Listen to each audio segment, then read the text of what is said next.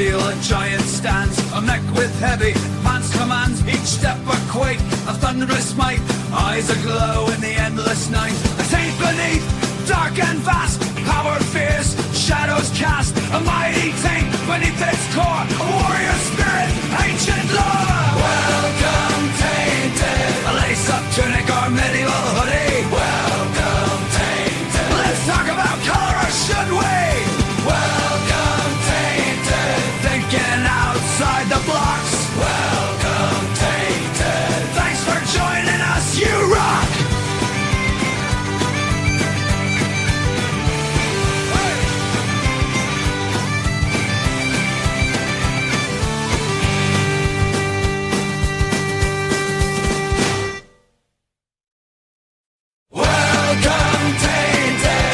Have your fun hole rocks. Welcome, Tainted. Enjoy the Chronicles Outdoor song. Welcome, Tainted. Thinking outside the blocks. Welcome, Tainted. Thanks for joining us, you rock.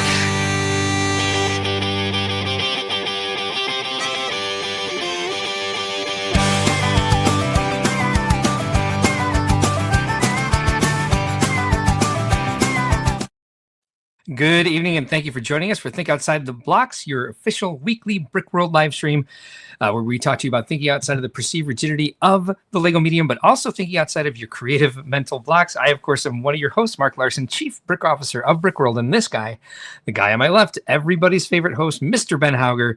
Z Cerberus, how you doing tonight, sir?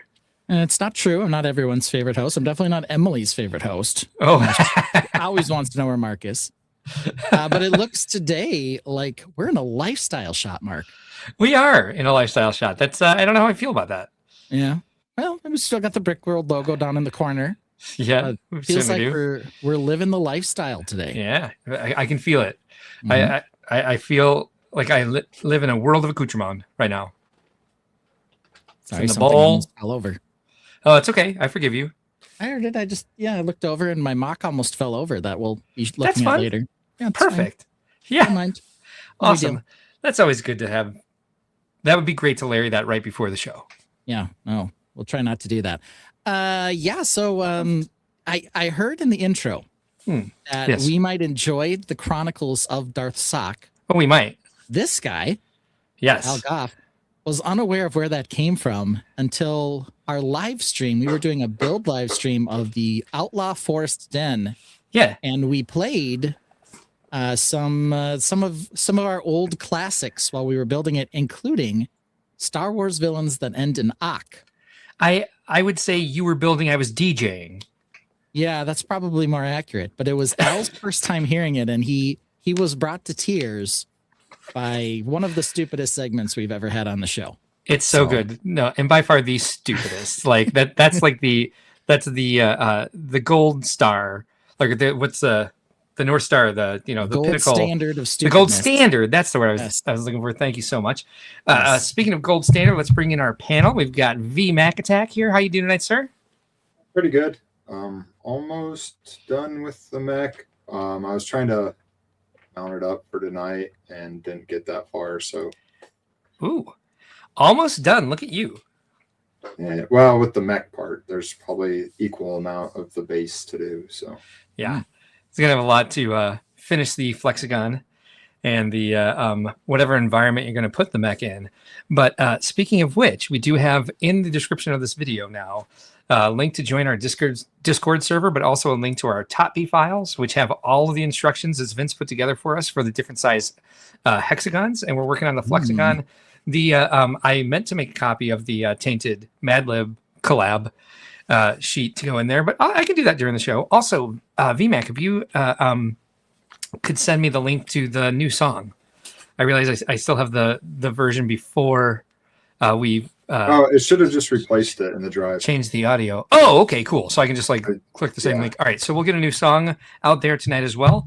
And again, VMAC Attack, thank you for getting those Flexagons into studio files and instructions so that people can start building along with Ben's amazing new standard for Interesting that we're talking about this today. Yeah, is it? Why? Yeah. Well, when we get to my MOCs to my mock segment, I've been working on something with the flexagons it's probably not really a big deal, but we'll talk about it. You're going to change them drastically, and we'll have to not drastically. That's fine. That's great. Real, that's good. Drastically is a stretch, but there is a change. I mean, we want to talk about. I ordered pieces to make 5 flexagons, and I did order the olive green and green cheese slope so that I can not have the tar pit thing that I always call for yours. Yeah. Yep. But we'll see some of those in the near future, not today. But without further ado, which is my Wordle starter word, here is the Brick Babe. Good evening, Lene. How are you feeling today? Hey, I'm doing great. How are you guys doing? I made myself so low, and I just don't think it's the best look. There you go. Lene was locked out of her office for a while today, while Sammy was locked inside. Sounded like quite the adventure. Yeah, it really was. I was afraid how I was going to find it, because if you've watched, Sammy has a little temper. So yeah, Sammy likes to be heard for sure. He does. And we've got our 5th member of our panel in the green room, but it seems like he's turned off his camera, so he's still setting up. So we'll bring Brick Dad here in a little bit, and we'll check out all the people who are joining us in the Tonya of Tainted in the chat tonight. Of course, we already said hello to Al Goff. Thanks for joining us tonight. Moto is here. Hey, look, it's Brick Dad. Just like I said, he is here. I'm here, guys. I'm here. Unfortunately, I literally just walked in the door, and like Mark often does, hey, the food just got here. So I'm going to be in and out for the beginning while I go ahead and eat. But hey, thank you for welcoming Lene, VMAC, Ben, Mark. Great to see you guys this Sunday. Good to see you too. I'll be back here. I'll be back here in the corner, just watching and listening in. I'll jump in periodically as I can. Awesome. This is the energy I needed. Oh, I love it. Waking up. Yeah. Speaking of which, so Matt was feeling sick for like the last few days, and he went out to brunch today. He brought me home French toast, which is actually very good. And then started feeling a little sick, and then just kind of a little more sick.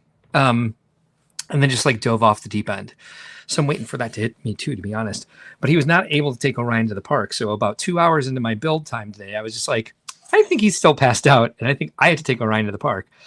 So I quickly took her to the park, ordered something on DoorDash because I wasn't going to have dinner with Matt, and just kind of came in just nonstop from 5 p.m. until now to kind of like keep the house in order and keep the stream set up. And we'll talk a little bit later about the patience of one Ben Hauger. People talk about Ben Hauger being a troll, but what people don't know is that Ben Hauger is a very patient person. So yes, Moto is here tonight. Thank you for joining us. He says the only place we're saying taint won't get you canceled. A lot of things you could say on this live stream that won't get you canceled, that might get you canceled other places. Odile Dorado is here tonight. Thanks for joining us. Friday Night Bricks is here. Good evening, Reed. Thanks for joining us tonight. The stairs are a shelf. You are correct. More fun. This is a Barris, right? It is. Barris is here. Thanks for joining us tonight. How many different names can you have? Does your mock need some chunky legs? It might, but it's got wheels. It's perched precariously. That's okay. One time I was brave on one of the streams that we sometimes get to visit, London Calling, and I showed what it looks like in here on the floor. You can already see behind me, right? Score on the and floor. As I like to say, this is a creative space. I don't spend a lot of time trying to clean it up, and I certainly didn't bother cleaning up anytime since then. It is a complete and total disaster everywhere in here. You've got to be careful where you step. You got to be careful where you walk. And when I move a mock off my table and put it down somewhere, there's a more than 50% chance that something's going to slip underneath it and it's going to come crashing to the floor. There's a narrow trail through this room that like one might guess would be like post-apocalyptic. Like this is the way you get to the city after it's been bombed. Yeah. And the dogs navigate it amazingly, but every once in a great while they'll knock over a bin of Lego and they will hightail it out of here like they're in trouble. And I'm like, girls, it goes right. And they both run. Like Cheeto could knock over a bin and Orion's dead asleep, but like Orion wakes up and hears that a bin fell and she's like, I'm out of here. I didn't do it. I'm just like, and I have never once yelled at them for knocking over anything Lego, but they're just terrified that they're like, oh, I moved a human thing. Yeah. it needs to change. So I did spend, once I got back from the dog park, I did spend the remainder of my time just picking up bins off the floor that I wasn't using anymore because I'm finally done with a mock. Done as I can be. So yes, I get that. Time does need to be dedicated to that. And so I've been trying to spend an hour a day reorganizing every aspect of the space I inhabit in this house. That's a very specific way to say things. And I've gotten basically to the edge of the living room and like my desk. That's it. An hour a day for a week. That's progress. I started cleaning up. It does feel good though. It does. It does. That's progress. I've been picking up, so I feel you. That's why my chair was low when I first came, because I was picking up to be closer to the ground. Yeah. I found I thought we were dragging carpet dust, like the sandy sort of stuff that gets underneath a throw rug, because we like our TV doesn't face our dining room, and so we move it to watch TV while we're eating, and then we move it back once we're done eating, and we lay down with the dog. And so I thought we were just dragging carpet dust, but it turned out the furniture pad on the bottom of my of the entertainment center had worn through, and so we've been scratching the floor, and we have this nice little quarter arc scratch in the floor. I'm like, okay, all right, now I see what's actually been happening. I could have avoided this by checking that when I first saw the dust that we were dragging back and forth. But after months of just seeing the dust, because it's been that long since we vacuumed. All right, anyway, enough about me. Odele Dorado says, the songs have been stuck in my head since last week. Why are they so good? And why can't I download them on YouTube? Or on iTunes? VMAC, you and I should talk about that. And we keep saying that we're going to meet, and we don't, and that's my fault. But perhaps we can meet tomorrow night. If you're available, you let me know. Should be. I don't know what great news is. Brick Dynasty is here. Cadence Dover Crossing is here this evening. Good to see you. Thanks for joining us. Jazzy Living Bricks is here. And Illinois Central Brick is also here. Good evening to all of you. Tainted, thank you for the privilege of your time this evening. We hope to respect it with a good show. And so with that in mind, Ben, what's the show run look like tonight? I don't know. I didn't do it. Just kidding. Yes, you did. I know. I checked. This show brought I want to see the letter by D. So we are going to talk dancing with sweethearts and dad stuff. That was my week, at least, to see what you guys were up to. Yeah. We'll drop some names because Mark likes to thank, the other streams that like to promote us. Oh, I don't know why that happened. Then we're going to do the whole mock thing, because that's really what we're going to focus on, since we don't have a lot of news. You'll see, skipping down to 5 dumb sets. There's kind of 2 little bits of news. Maybe VMAC will disagree on one of them, but doesn't even need a question mark. Dumb. We're going to do a new segment, dude. It's someone else's mock. We're going to talk about someone else's mock today. What? Yeah. You should know, because you're the one doing that. Then we're going to do a little silliness with Dead Silence and Do You Dazzle. Interesting. Yeah. You're the first one on that, so I am. You are. Okay. I see what you did there. Yep, you saw what I did there. Then we're going to talk some close calls, delicate balance, and then don't forget about us. We'll be doing some more streams this week. We did 2 live build streams this week for Outlaw Force Den, and I love that I wasn't invited to the second one. I didn't tell anyone I was doing the second one. It's your channel. No. I'm just going to point out that he logged in, set up his own stream, and just started building without letting anybody know. Because I was like, oh, I didn't see anything in the chat that we were going to be doing a build. So yeah, thank you very much. Sometimes you need that, and you guys can all feel free to do that whenever you need, except Lene, because she doesn't have a login because we're out of logins. Yeah. Here's the thing, right? Going back to our list, right? I had dad stuff to do on Saturday. So that's why I logged in early Saturday morning to get the build done, because I needed my build table cleared so I could work a little on, mocks of my own. And on Saturday afternoon for dad stuff, my daughter had her birthday party. She turned 10.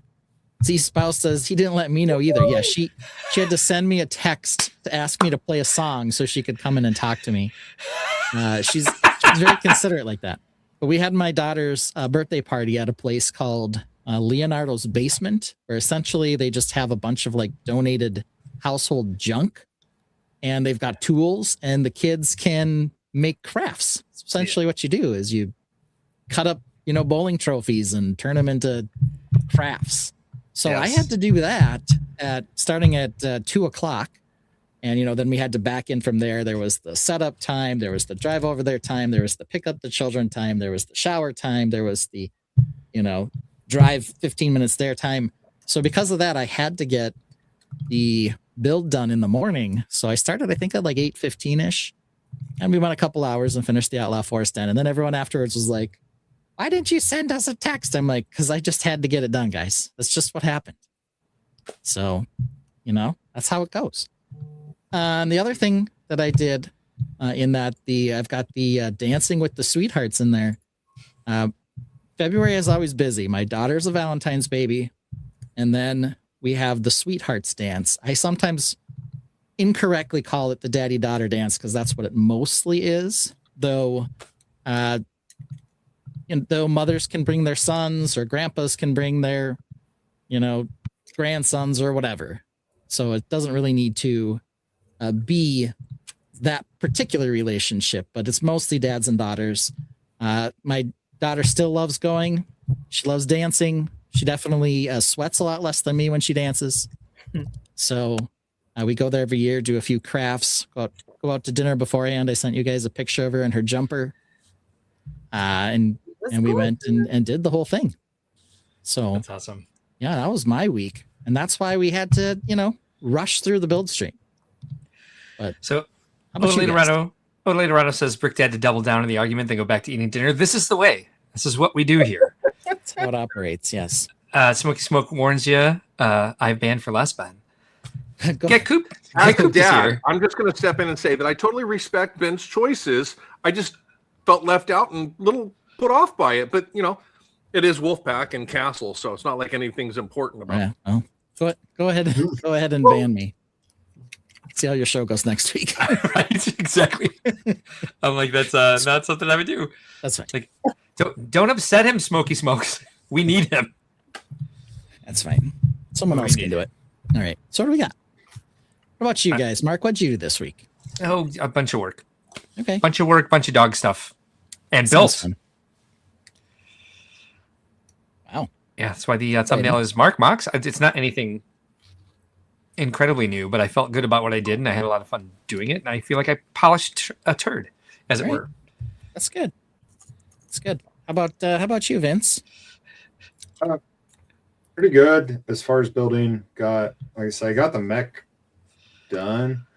I was working on setting it back up because I take it apart to work on areas because it's really hard to build it while it's up. And I was trying to get it back up before the stream. And there's like a super important order of operations. And I was putting on one arm joint. I put some stuff around so it's not just a raw Technic joint.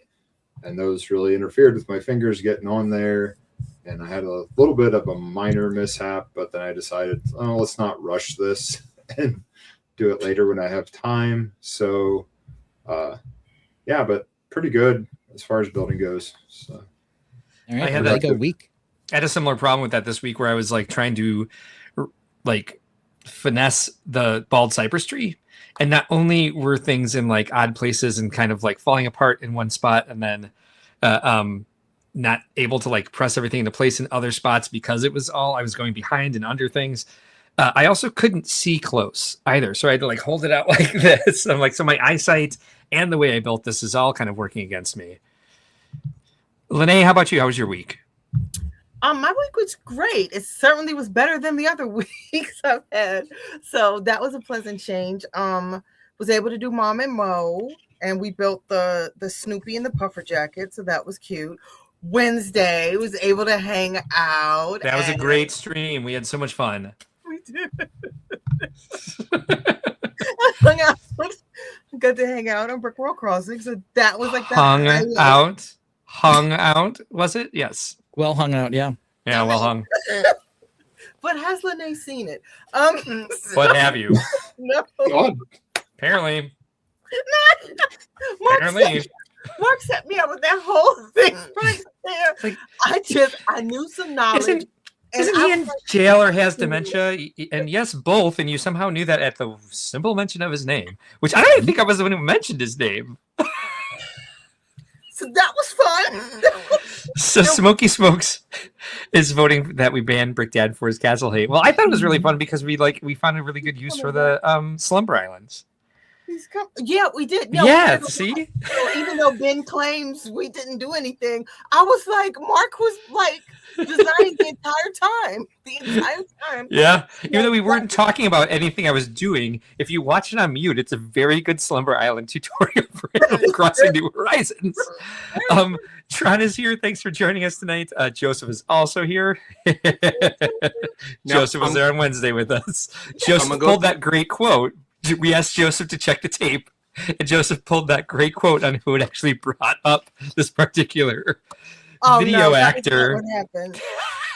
Smokey Smokes, I'm just going to throw this out there. I do like Castle, and my current Brickworld build is Castle. So I will be building Castle and not necessarily hating Castle, just yanking on Ben's chain there for a little bit for free building without us. So Was it free building? It's following instructions, bro. Yes. Speaking of those, did you have any problems with those? Oh. But that doesn't count because he had technical difficulties. They were perfect. It doesn't count. Oh, man. I was there to support you. Yeah, no. I cleaned up. I'm sorry, I cleaned up. Yeah, no, I don't necessarily think he means did I have problems with my iPad, which I did. It was my daughter's iPad. But did I have a general problem with the way the instructions were laid out? I only mentioned it, 42 times. So it's just something you kind of got to accept with Brickling design. It's a respectable amount of times to mention that. Yeah, I think so. Well, I'm cleaning up, and I found some MOCs that I need to finish, so I'll be working on those this week. Ooh, and are these MOCs that you built yourself, or are they MOCs that people just left at your house? No. They're MOCs that I need to repair, and some I need to finish. I've been finding them. Like, this is my Lego store MOC. Last time it was at a show. So yeah, this is my Lego store modular, and then I just found I need to repair them. So you mock, huh? I dabble. No. You're right. Oh, who set me up with that? I found some of my dabbles. And I'm going to fix those dabbles. She dabbles on mine. Good catch. This is like Wednesday. Whoever did that to me, this is like Wednesday again, and I'm traumatized. I'm like, and I've been watching Punch with the rest of the world. Like, that's what I've been doing all week too. Like, ready to go to Japan and find Punch and get him. I'm sorry. Who's Punch? I'm What lost. rock have you been under? Joseph, check the tape. Who set her up? Ben, you don't know who Punch is? I don't know what you're talking I don't know what you're talking about, Lene. I think you just made it up. The little monkey. So, the monkey. oh, yeah, I actually did see that. Yes, it's not like a show or anything. It's just kind of social media. It is my show, and I have been watching that every day, tuning into the zoo to see what's going on with Punch. It's a monkey with a stuffed monkey. Because his mother rejected him, and then when they started beating him up in there, poor little thing, he walks around with his monkey. That's his mommy. It's just Punch is. That's what that is. Okay, it's come across, and I didn't catch it. So yeah, okay. That's why you don't name your baby Punch. It's gonna get beat up. Yeah, it's like wearing a sign on the back that says "Kick me." Right. I'm done. That's a really dumb sign to wear. Yes. Joseph says, I just started my next big castle. It's been 10 years. Time to try again. Get it, Joseph. And you guessed it, gray walls and blue roofs. Nice. I didn't guess that, but okay. That's what the parent. Sure. Olatorado says, bro woke up and chose violence. Smokes got her. Says admit nothing. All right. I don't know what any of those comments were about, but I enjoyed them regardless. Before we get into pimping some other streams, Brick Dad, how about you? How was your week? I had a pretty good week. It's been a busy week. Kids, a lot of stuff going on. We had regionals this weekend for gymnastics, as well as soccer. So we had a lot going on this weekend, getting all that stuff set up. And then also preparation for spring break and a offshoot of Brickworld, and something that I'm going to be doing for a local YMCA facility here. I'm going to be teaching some STEM classes for the YMCA, doing gravity racers, which is a new addition to Brickworld this last year, so that we can actually race some derby cars. Nice. Maybe somebody will send you postcards for that event. That would be awesome. I know, right? When is it again? It's going to be the last week of March, first week of April. Oh, great. Yes. I got plenty of time. I plan for your schedule. Yes. Yes. Thank you. I can actually just have those, have you pick those up at Staples. That might be the easiest way to do it. Make sure you get the right coupon code. Long story. Yeah. I'll talk to you afterwards. Okay. Or tomorrow. Yeah. We got a logo to talk to too. Oh, right. Yes, we do. All right. Well, now that Mark's done businessing, you can like and subscribe, especially if you want to hear insider Brickworld, business about things like postcards and other things that we do for the show. But if you don't want to hear about Brickworld business, how about you hear about the business of everybody else who supports the show, Mark? How about we do that? All right. So here is our what we call the gratitude segment. We called it something with a D this week. I was like, honestly, if we ever have G as a letter, we should make it something like, "Gee, we're grateful for these people."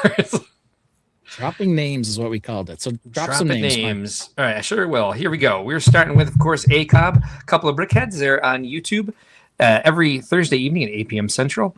Big supporters of the stream. Sean, one of the co-hosts, is our influencer coordinator for Chicago. They really do love our show, and they do a lot to support us. Check them out, especially if you're a Lego Star Wars fan, but they do talk about all Lego sets that are coming out. Coolhan Luke Bricks is basically the European version of that. 3 p.m. Sundays, 3 p.m. Central on Sundays. Same thing here. He was talking today about Bricktastic, and the litmus test for him was Brickworld. Was it better than Brickworld, or was it this to Brickworld? Was it that to Brickworld? So another huge supporter of our community here. But of course, we don't ever want to disparage other shows. Go to your favorite show. It's all about building the community for us. So go to whatever show is closest to you, whatever show is easiest for you to get to, whatever show is really your favorite in your heart. But Cool Han Luke Bricks, a great stream to follow here on YouTube. Friday Night Bricks here in the chat tonight, every Friday evening at 7 p.m. Central. Been going now for 407 episodes. Very chill stream. Great group of guys, and they talk and build live every week. Appreciate them a ton. They are also big supporters of our channel and of Brickworld itself. Brick Babe, she's on this panel right now. You can follow her on YouTube, Instagram, and TikTok. She goes live several times a week with lots of great, fun, chill hangouts, building and chatting. Also, V Mac Attack. Where are we at now? 429 with 140 videos. Does a lot of really fun Lego animations with original lyrics and songs, and does some other stuff around the community as well. Check him out. Give him a follow. He's creeping up to the 500 mark, and he gets some boosts and benefits if he gets up to 500. And he boosts and benefits us all the time. We love VMAC. He's been working the expos and working on the stream as well. Z Cerberus right here on Instagram. You can check out all of his amazing builds here as well as on Flickr. If you have a Flickr, check out his amazing builds from over the decades here at this point. Brickdad Builds is also on TikTok. TikTok. He's here on the panel tonight. And same with Superhawk Bricks. They are not on the panel tonight, but they work for Brickworld along with Brickdad in our interactive areas. He was talking about Brick Derby tonight. Josh and Lindsay and Brickdad are basically in charge of our interactive area, sometimes along with Vince and his wife, Sarah. Great lovers of the community and very supportive, very fun. Brickshell Cases, a company that we enjoy a lot because they've got some great products for displaying your creations and figures, and they make our lanyard cases and our exclusive 12 minifigure Brickworld commemorative cases for Brickworld Chicago every year. Check them out if you're looking for interesting and cool ways to keep your Lego clean and displayed in a rather sexy way. K-Town Bricks is the producer of all of our exclusive minifigure exclusive minifigure parts that we produce for Brickworld Chicago, but they're also rather prolific in the number of castle minifigures and other themes that they create. Check them out if you're into third-party customs for things that Lego might not produce that you would like to put in your own collection. Bricker Builds, they make a lot of life-size ghost guy type creations. They make this fun Italian plumber, this life-size fire lizard, this life-size Italian dinosaur.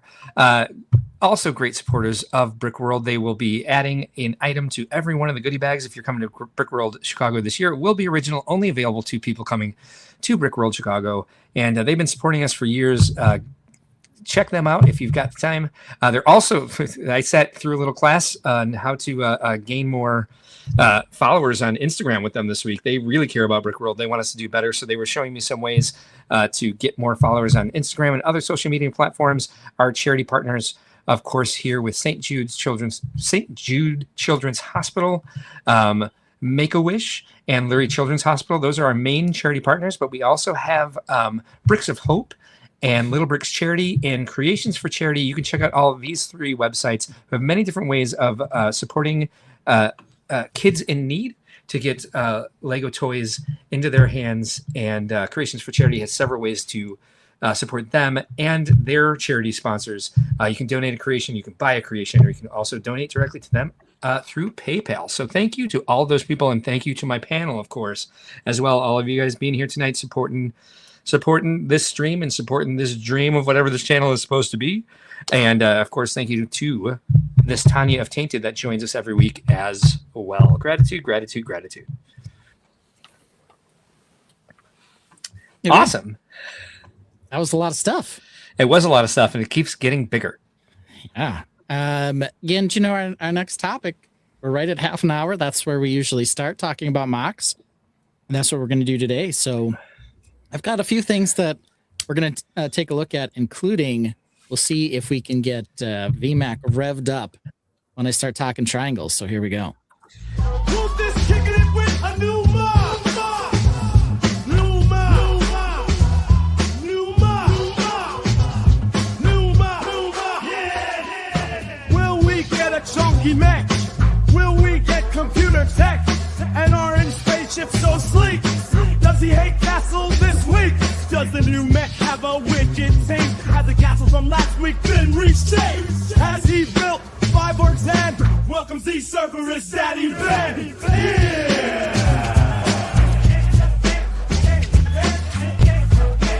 Jump to 5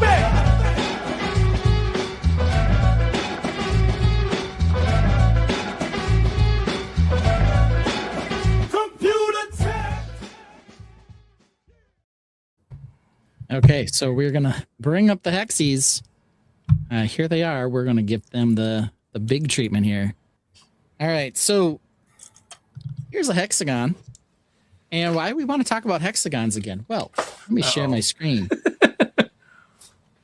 If I share my screen, here's something to note. When I first did all of these hexagons, I based them on the number 8. So you see here, a hexagon is essentially a rectangle with 4 right-angled triangles like this, 30, 60, 90-degree triangles on 2 of the sides. And so you can determine how long this side, you can see me in the upper corner there, this side of the hexagon is going to be by plugging in a number into B here. Basically, B is the number of cheese slopes that you're going to use to create the triangle. So when I use 8, the length of my side is 9.24 units. And units in this case happens to be studs.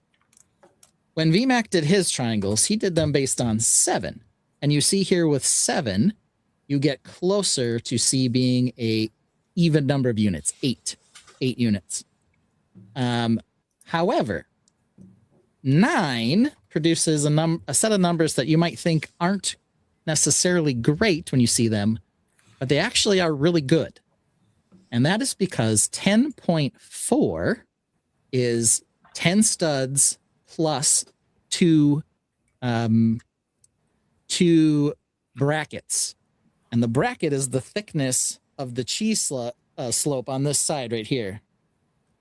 So 10.4 is actually a really good and convenient number to have as a option for building a hexagon. Ultimately, what I'm saying is the number I used, 8, not very particularly great. 7 that VMAC used would have been better, but the best number that I found to do multiples of is 9. So basically, while there's some manufacturing tolerances, so it probably doesn't matter that much, they don't fit together perfectly, hexagons that were based on the number 9 will over time fit together cleaner even as you expand the size of them without having to make a bunch of extra adjustments. So I don't know that I necessarily want to tear apart every single hexagon I've ever made. Right. But in the future, if I continue working on this, I'm probably going to base them on multiples of 9 as opposed to some other number.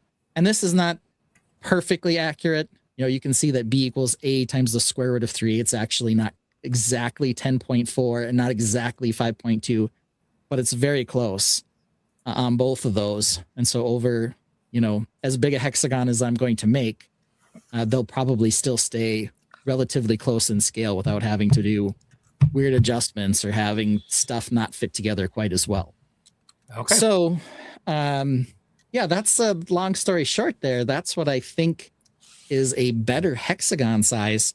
And so here I did a couple of the 9 wides.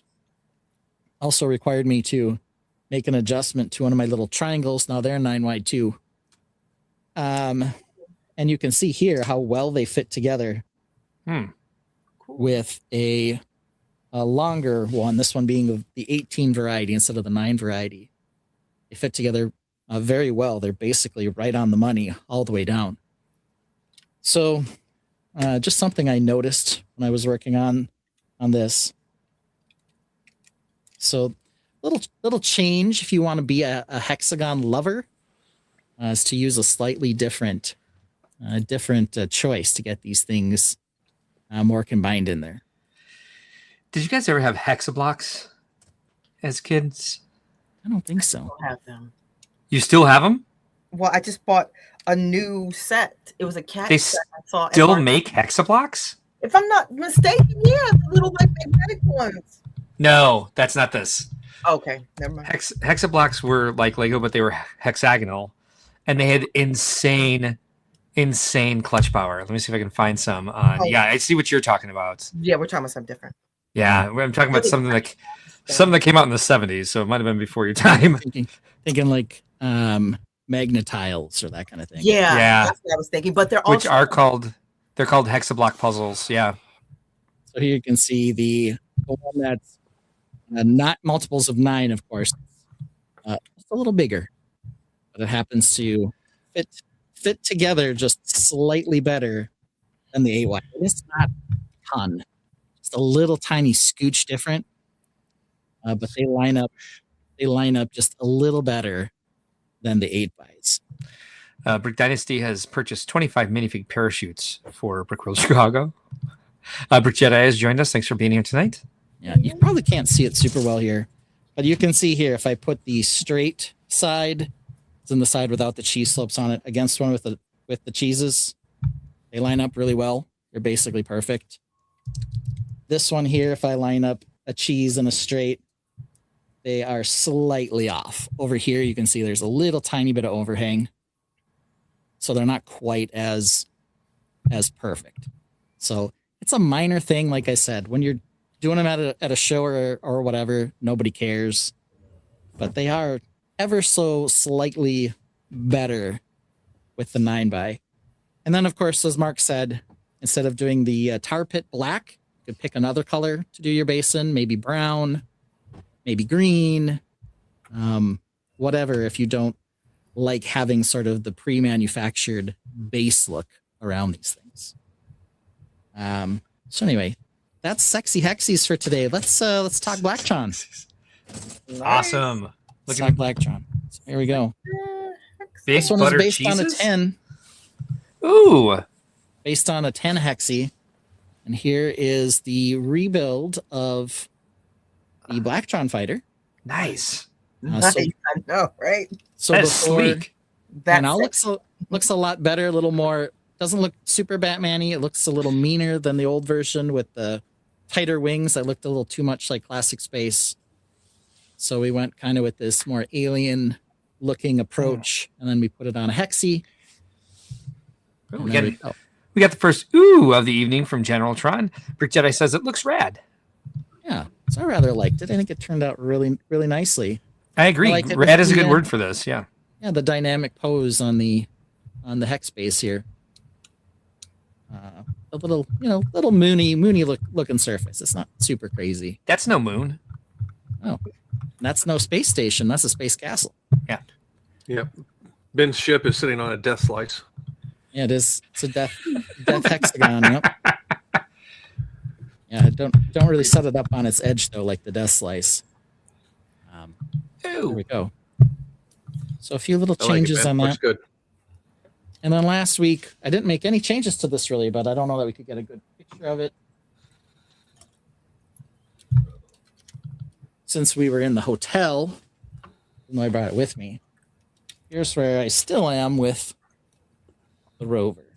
Nice. So the rover right now, I think what the rover needs more than anything is all these Blacktron vehicles like this would almost always in this era have, if it was a land vehicle, it'd probably have some sort of little ship that went with it. Or if it was a flying vehicle, it'd have some little rover you can put on the ground. Yeah. So I need to incorporate that in some fashion. The Maybe suspension be a is landing great. pad or something. Yeah, we got a lot of good suspension on this. Or even just like And it's raked forward. an oversized and unnecessary spoiler. I think is what I remember from the Blacktron vehicles. Yeah, they did have some of the bat tracks had like some giant Yeah. things sitting up here. Kind of envision this as being, kind of a scouty type vehicle. So there's going to be some sort of radar dish. The reason this axle's here is because it can turn. Yeah. I don't know. There's Side a little There's something great about the simplicity of where it's at. It reminds me of like a Ridley Scott Aliens vehicle. Yeah, I mean it's a little dull in the back. It does need some sort of Needs a radar research pod right in the middle. No, it's got nothing. Just needs to be topped off for sure at the very least. But that's what we're working on. We finished this off, and then I don't know where to go next. We could do more Blacktron. We could do something else. I don't know. What's that, Vince? I said it needs a satellite launcher or something on that. I think that would be some. Yeah.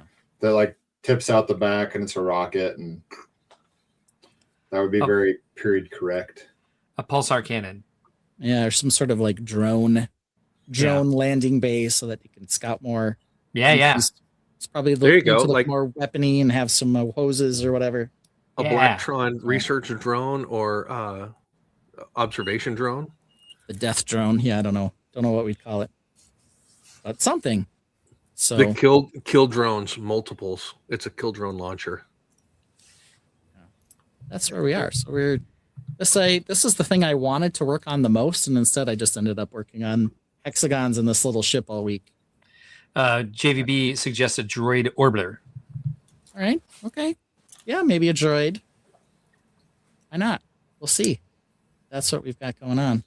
So double Blacktron. Here we I are. love that. I think that is so sleek, that little cruiser ship. Yeah. Yeah, I was not happy with the wings before because I thought, this is just Blacktron version of a classic spaceship I've built 10 times. But now it's looks more menacing, I guess. Looks a little more Blacktron-y. Odele Dorado suggests an intergalactic freight liner. So like maybe they mean like a train of containers that look like that pod shape you got in the back of it. I don't know. I don't know. I don't know either. I don't know either. None of us know. Like a gas tanker. You know how like the gas things are kind of round? Okay, yeah. I don't know if these are. Not sure what they're supposed to be. If they're Shield? engines or they're storing energy or batteries. I don't know, but they're there. They work okay. They look cool. They look cool. Exactly. Really cool. That's all you really need. You got That's a all you little, need. little antenna. Good good suspension in the front. That's really the part I want, is it can drive over stuff, and bounce around. So, Yep. I guess I was right in interpreting Odolatorado's idea that it would be a line of those types of that pod thing you got there on the back. Yeah. Jesse Viking Brooks says it's cool. Yeah, it needs like a hitch in the back, so you can. I do appreciate they use those two different size tires too. That's kind of it's kind of sexy. You chose that. Nice. Yeah, that part of it was I was trying to get it to rake forward, to a decent degree, because that makes it look more Blacktron-y and menacing. And so part of it was having the smaller wheels in front, and then part of it is elevating the suspension in the back a little more than the front. Both of those things give it this kind of mean looking downward tip. Yeah, the suspension is great. I like the greebling of the arrows because they apparently mean something, but it is a nice design choice. Yeah, this means forward and this means sideways. Down. Yeah, exactly. Yeah. What else should it mean? Right. You can see inside the little cockpit here. Ooh. This open there. It's actually relatively stiff. The cockpit is. There we go. So you can see inside. We got double pilot. Nice. Ooh. Top and bottom. Oh, I see. There are 2 levels. Okay. Yeah. Ooh. So one guy's got a steering wheel.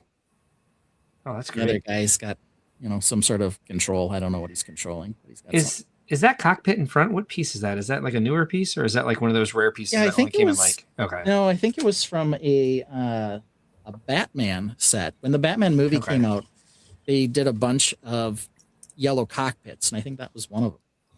Nice. So It looks great. Right, so it's an excellent shape. Neo Blacktron. I'm all for this. Yep, that's what we're doing. Yep. And then this one here came with I think this particular design cockpit originally we saw on the Buzz Lightyear ship.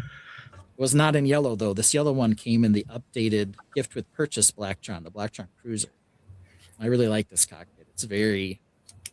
This windscreen is very, very sleek for sure. Yeah. So Agreed. that's what I've been working on. I haven't Excellent. torn apart any hexagons that I've already built. Right. But if Vince, if you wanted to update them to 9 instead of 8, it's up to you. They're studio files, so you can edit them. All right. Yeah, it wouldn't be too hard to change, but JVB asks, "Are you going to light up these MOCs?" Ooh. I have done lighting for Yep. lighting. I have done lighting for some space vehicles. But these are relatively small. If I did anything, it would be like a spotlight somewhere on this and then a light inside the cockpit so that, at night you could see inside the cockpit. Yeah. I think there'd be a lot of wires to run if I wanted to, do this up. Well, Laterano suggests a Blacktron set that has a black light brick. But we need to change all those to the trans neon yellow. Or the trans neon yellow is where I should put the emphasis there. Because I don't think the regular trans yellow is quite as blacklight reactive as the trans neon yellow, but the trans neon I like the sound of it. It's more of a green shade. Yep. It glows nicely. It's what they used for Blacktron 2. So Blacktron Dose. Not also. Dose. Yeah. It's Blacktron V2. Nice. Look, these are looking great. Yeah, had some fun there. Woo! This thing I was putting back together because I did quite a bit of work on the wings and they were falling apart. Okay. Stable. So I was finishing them, and every time I would rebuild them, the entire ship would fall apart. It's now pretty stable. It's definitely swooshable now, but it took a little work to get there. But now the wings don't fall off when I shake it a little bit. It's important. Yeah, right. So there we go. Sweet. I was trying to find the part, and Mark was talking to me. I'm like, I need to find a part.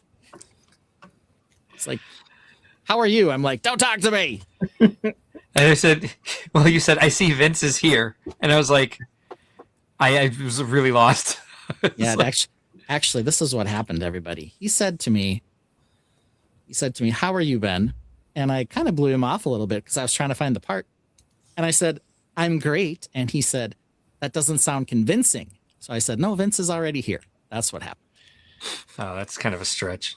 Yeah. But that is what happened. Rob Claxton is here tonight. Yes, sir. All right. What are we going to do next for MOCs? Do we want to go to Mark because he's promising lots of stuff, or do we go to someone else first? I'm promising lots of stuff, but I mean, we can certainly go to Vince next. All right, Oh, I Vince. don't. Mine's not ready to be seen. Oh, I thought you said you had it done. No, it's like done. It's just not together. All right. Brick Dad, you build this week? I didn't, but I did do something that I would like to share with everyone. Okay. Good enough. We can switch to you next. Did you just change the background, or did Ben? I just changed the background because Okay. if we can shuffle us to the side and just see just the background for a second, it'll make sense. In the corner of the room, there's a world made of bricks. Brick Dad's in his zone, working his magic with flicks. Late nights glow with colors, each piece tells a tale. Building dreams for his kids, every block a trail. Every click brings a vision, his heart starts to soar. Creating joy in a castle, can't help but adore. Brick Dad building up dreams, one piece at a time. With every block placed down, it's like writing a rhyme. Creating memories that shine brighter than gold. In a world made of Lego, the stories unfold.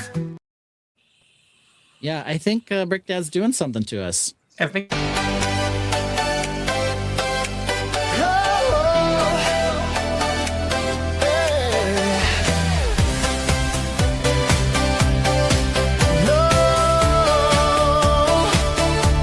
So you want to see something that's within your view. The set is so spectacular. Behold, it's brand new. The lights are set. The camera is ready. Every angle checked. There's only one thing left to do. Throw it into the void. A monochromatic hellscape. Into the void. Zoomed out into nothing. I don't know how this thing will sail when there's nothing left to see, but I know the void is in me. The toy is made for children. Let's get some of those. Holding them hostage. Trapped within this lifeless space. Give them a table. Or they can play on their leg. Nothingness around, perfect shapes on hapless ground. Throw it into the void. A monochromatic hellscape. Open void. Into the void. Zoomed out into nothing. I don't know how this thing will sail when there's nothing left to see, but I know the void is in me.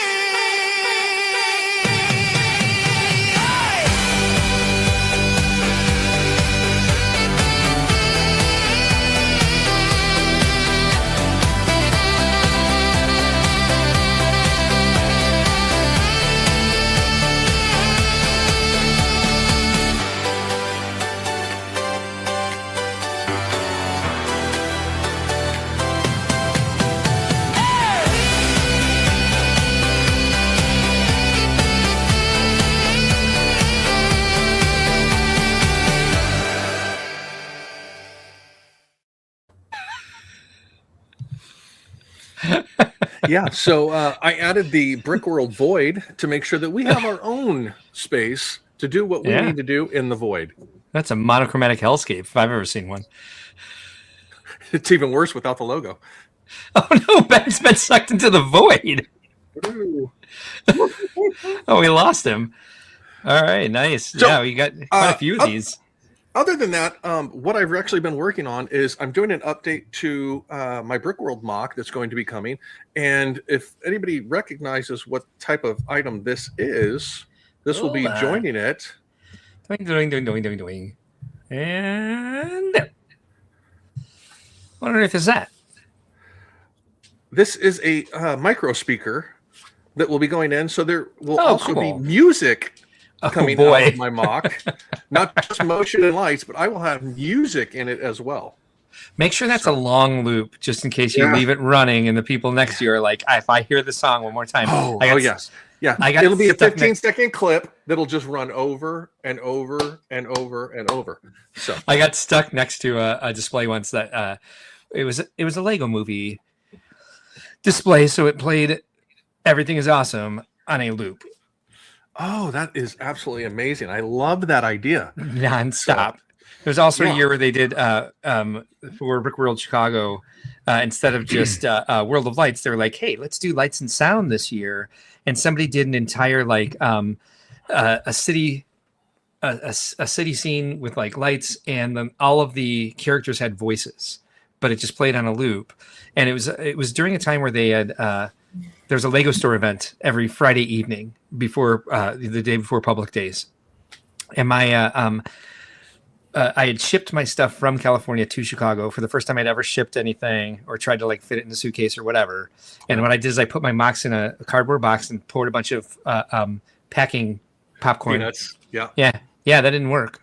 No. I came into it was a giant box of Lego parts and packing peanuts. And so I was like spending the entire week putting it all back together. And so they let me stay while everybody else went to the Lego store.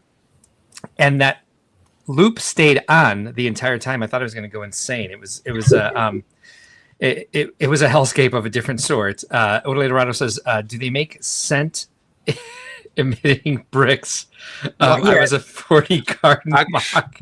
Actually, there is an atomizer that I do have that I could put in as well, but I'm starting to run low on space inside it to hide stuff. So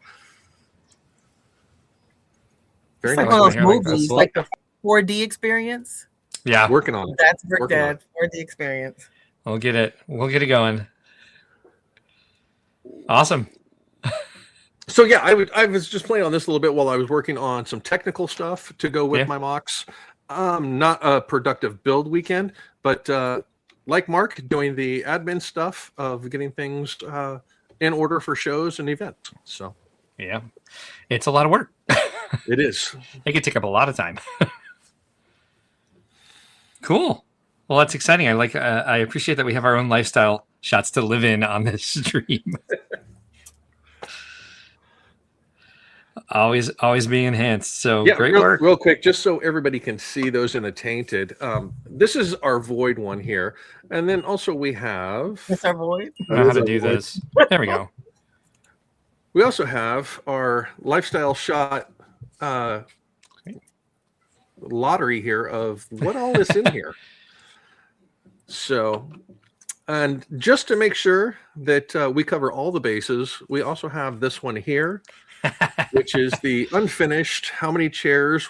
Let's throw some in the back, and just so we can play with this and have fun. So, but as always, we love our void. Yes. So now, who's up for mocks? I guess that'd be me. And I can't see anything anymore.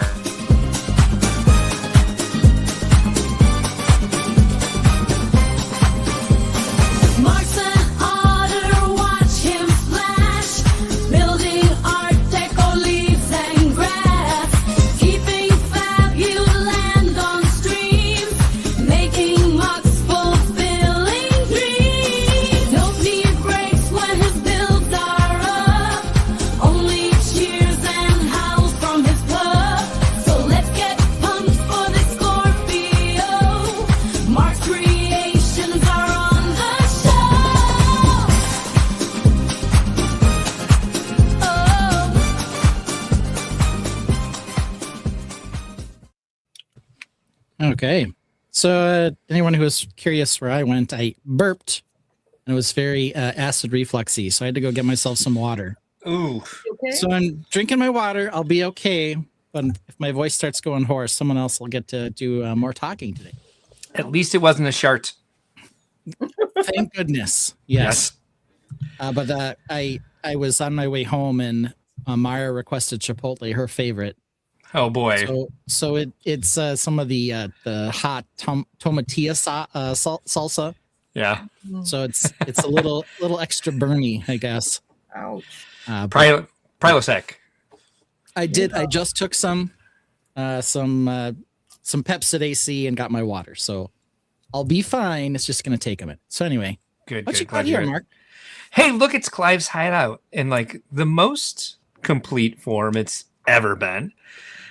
So we saw this that I had, for a couple seconds last week because I had not charged my camera battery. But we saw pictures of course, on from what's it called? Atlanta BrickCon, where I was actually able to show it. We talked a little bit about, replacing the multiple chimneys with the stovepipe. I did some updating this week with I just kind of tacked on the vines on the roof and the side of the house. And this week decided to make them more deliberate and kind of beef up my foliage game down there. And I beefed up and started building a studio file for these so I can share the process of making the comb over cypress. And found it's rather weak. Like I had worked with this tree for a long time and just been able to like pick it up, put it down, pick it up, put it down. But for some reason this week it was like, no, we're not staying together. So you can kind of see if you look very closely at the very center of the tree, I've got a Technic axle sticking out of the top because I shoved it down in there. And then apparently I already had one in there somewhere because I was like, it's not going all the way down. And I almost like ripped my thumbs open trying to press that thing in there so it would stay together. You had a short one that you put in there when you were putting it together before. So I did that live last. Okay. You forgot about that one. But no. I did that probably in the hotel room. That's right. Because I was just like, Yes. you guys, which one of these sets has a Technic axle in it? So so there are two in there. I thought I had put one in. I even did it live in the hotel room.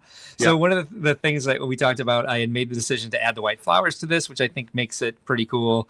And in making the studio file, I decided to look up the bald cypress, which is what this is based off of, and see what the tree actually looks like. And it's much less of a weeping tree than it is like the branches like coming out and then down.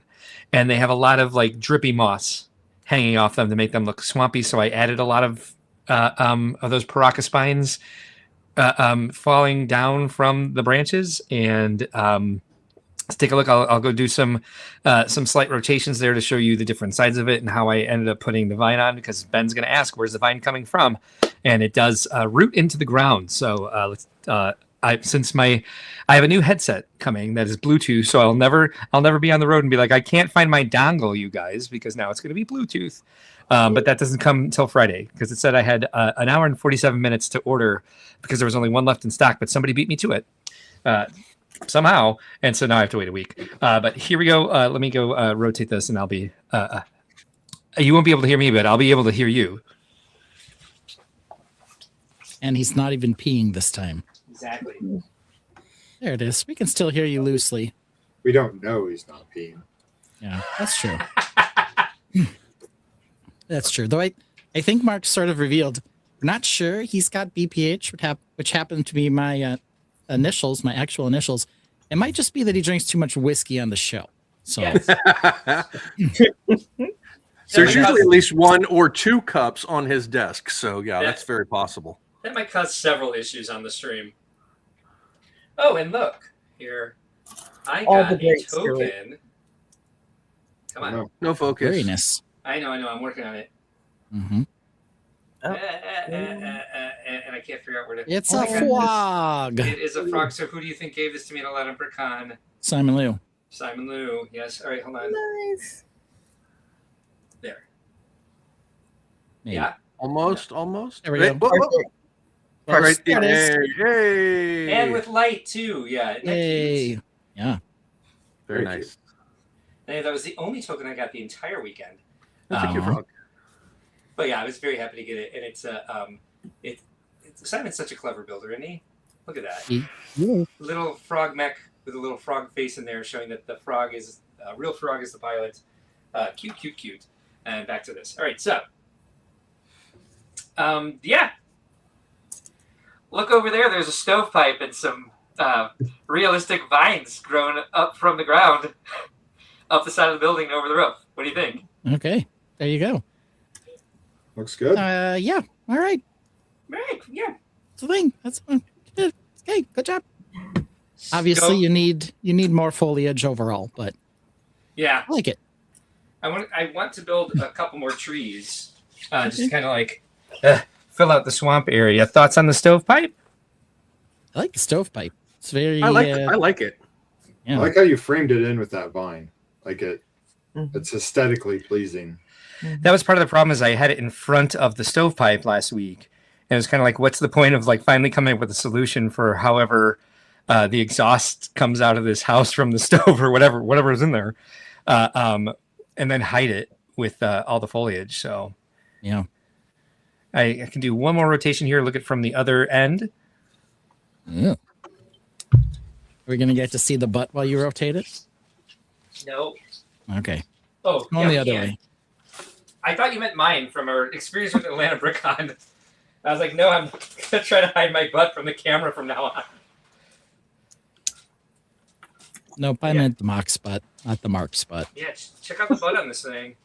All right. Very nice. Gorgeous. Is it the front or the back? We don't know. It's the back because there's no door. You're right. That's how you tell. It's finished, though. I mean, that's the important thing.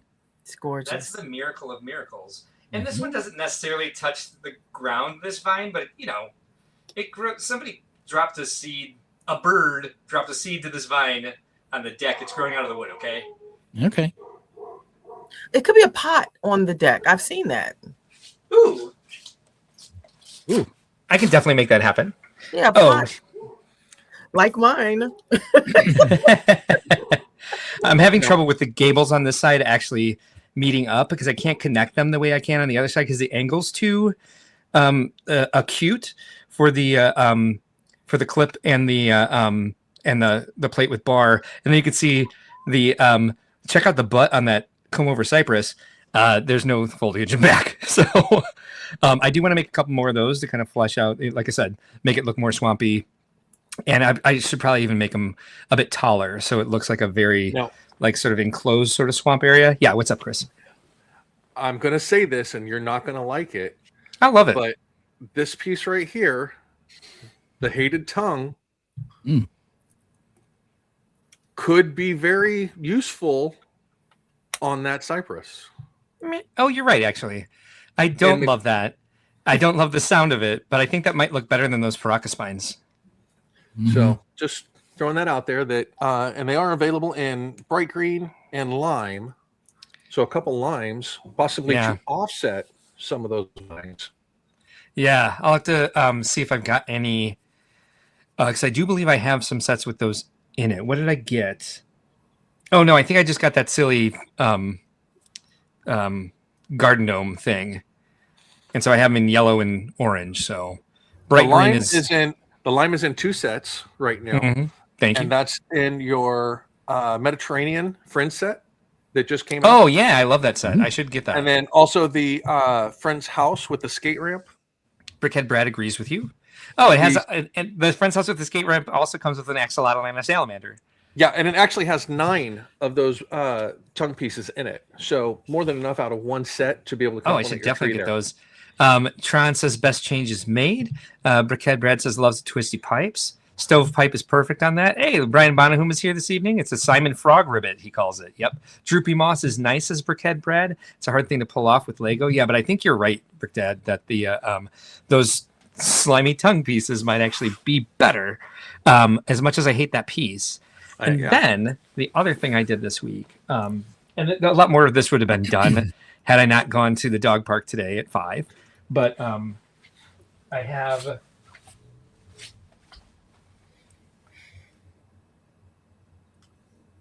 Hey. Yeah, this is back on the table. Aha. And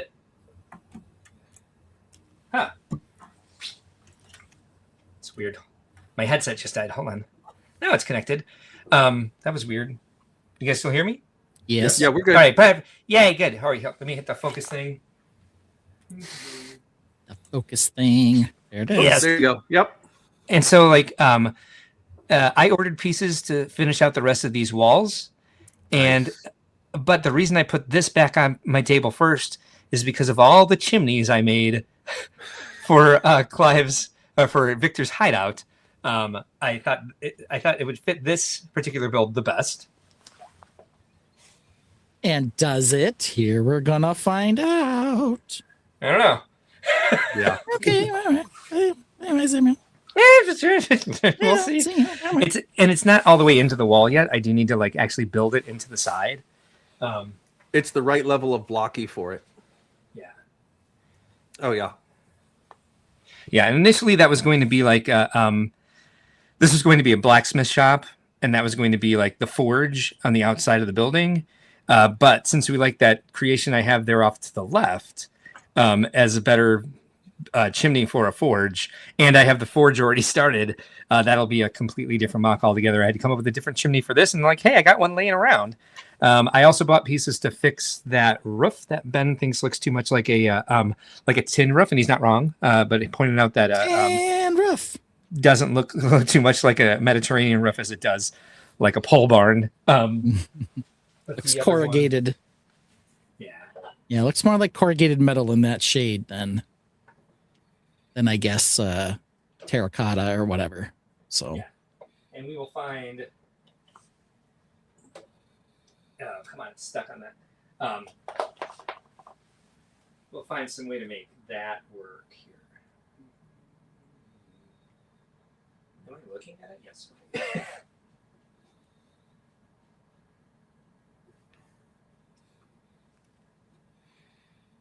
And that's our little plan for however I end up building a forge with that initial chimney. Actually, it looks better like this. Hold on.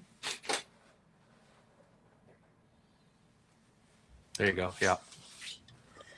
And we'll figure something out with that. Oh, thanks a lot, camera. Wait. Back, Don't touch it. We're fine. It went back. It We're went back. It just was like sight. No. No. Wait. Crazy. There it is. And A ghost in the room. Nice. yeah, now it's not going to do it because you called them out. You see pareidolia in there? I mean, any sort of fireplace is going to kind of do that, but it kind of looks like a mouth with two eyes and a nose on the same plane. Yeah. And And a little hairline up above it. One thing I immediately noticed, and of course I noticed this because why wouldn't I? Given that it's menu, it looks like a pair of eyes, that window and that door, and a long crocodile snout. Pareidolia. I love these windows, but they make a face. Now the second level needs to be replaced. Can't have a face there, a vacant plastic stare. This is serious business. Don't want no faces there. Pareidolia, pareidolia, pareidolia, pareidolia. Once you see it, you can't unsee it, and you have to rip it out of your creation.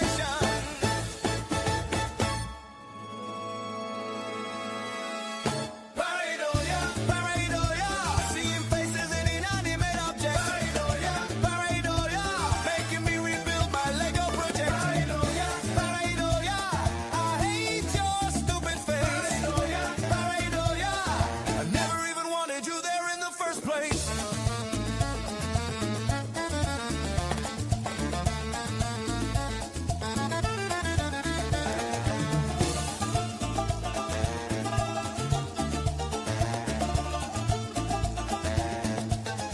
Face. This one we're looking here. That's dear Lord, man.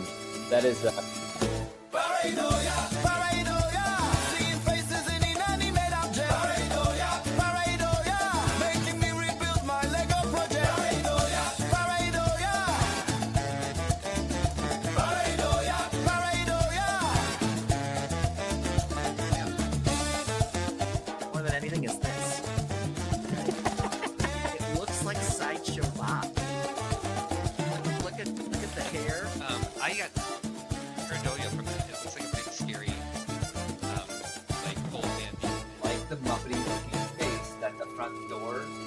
come with like the you'll try.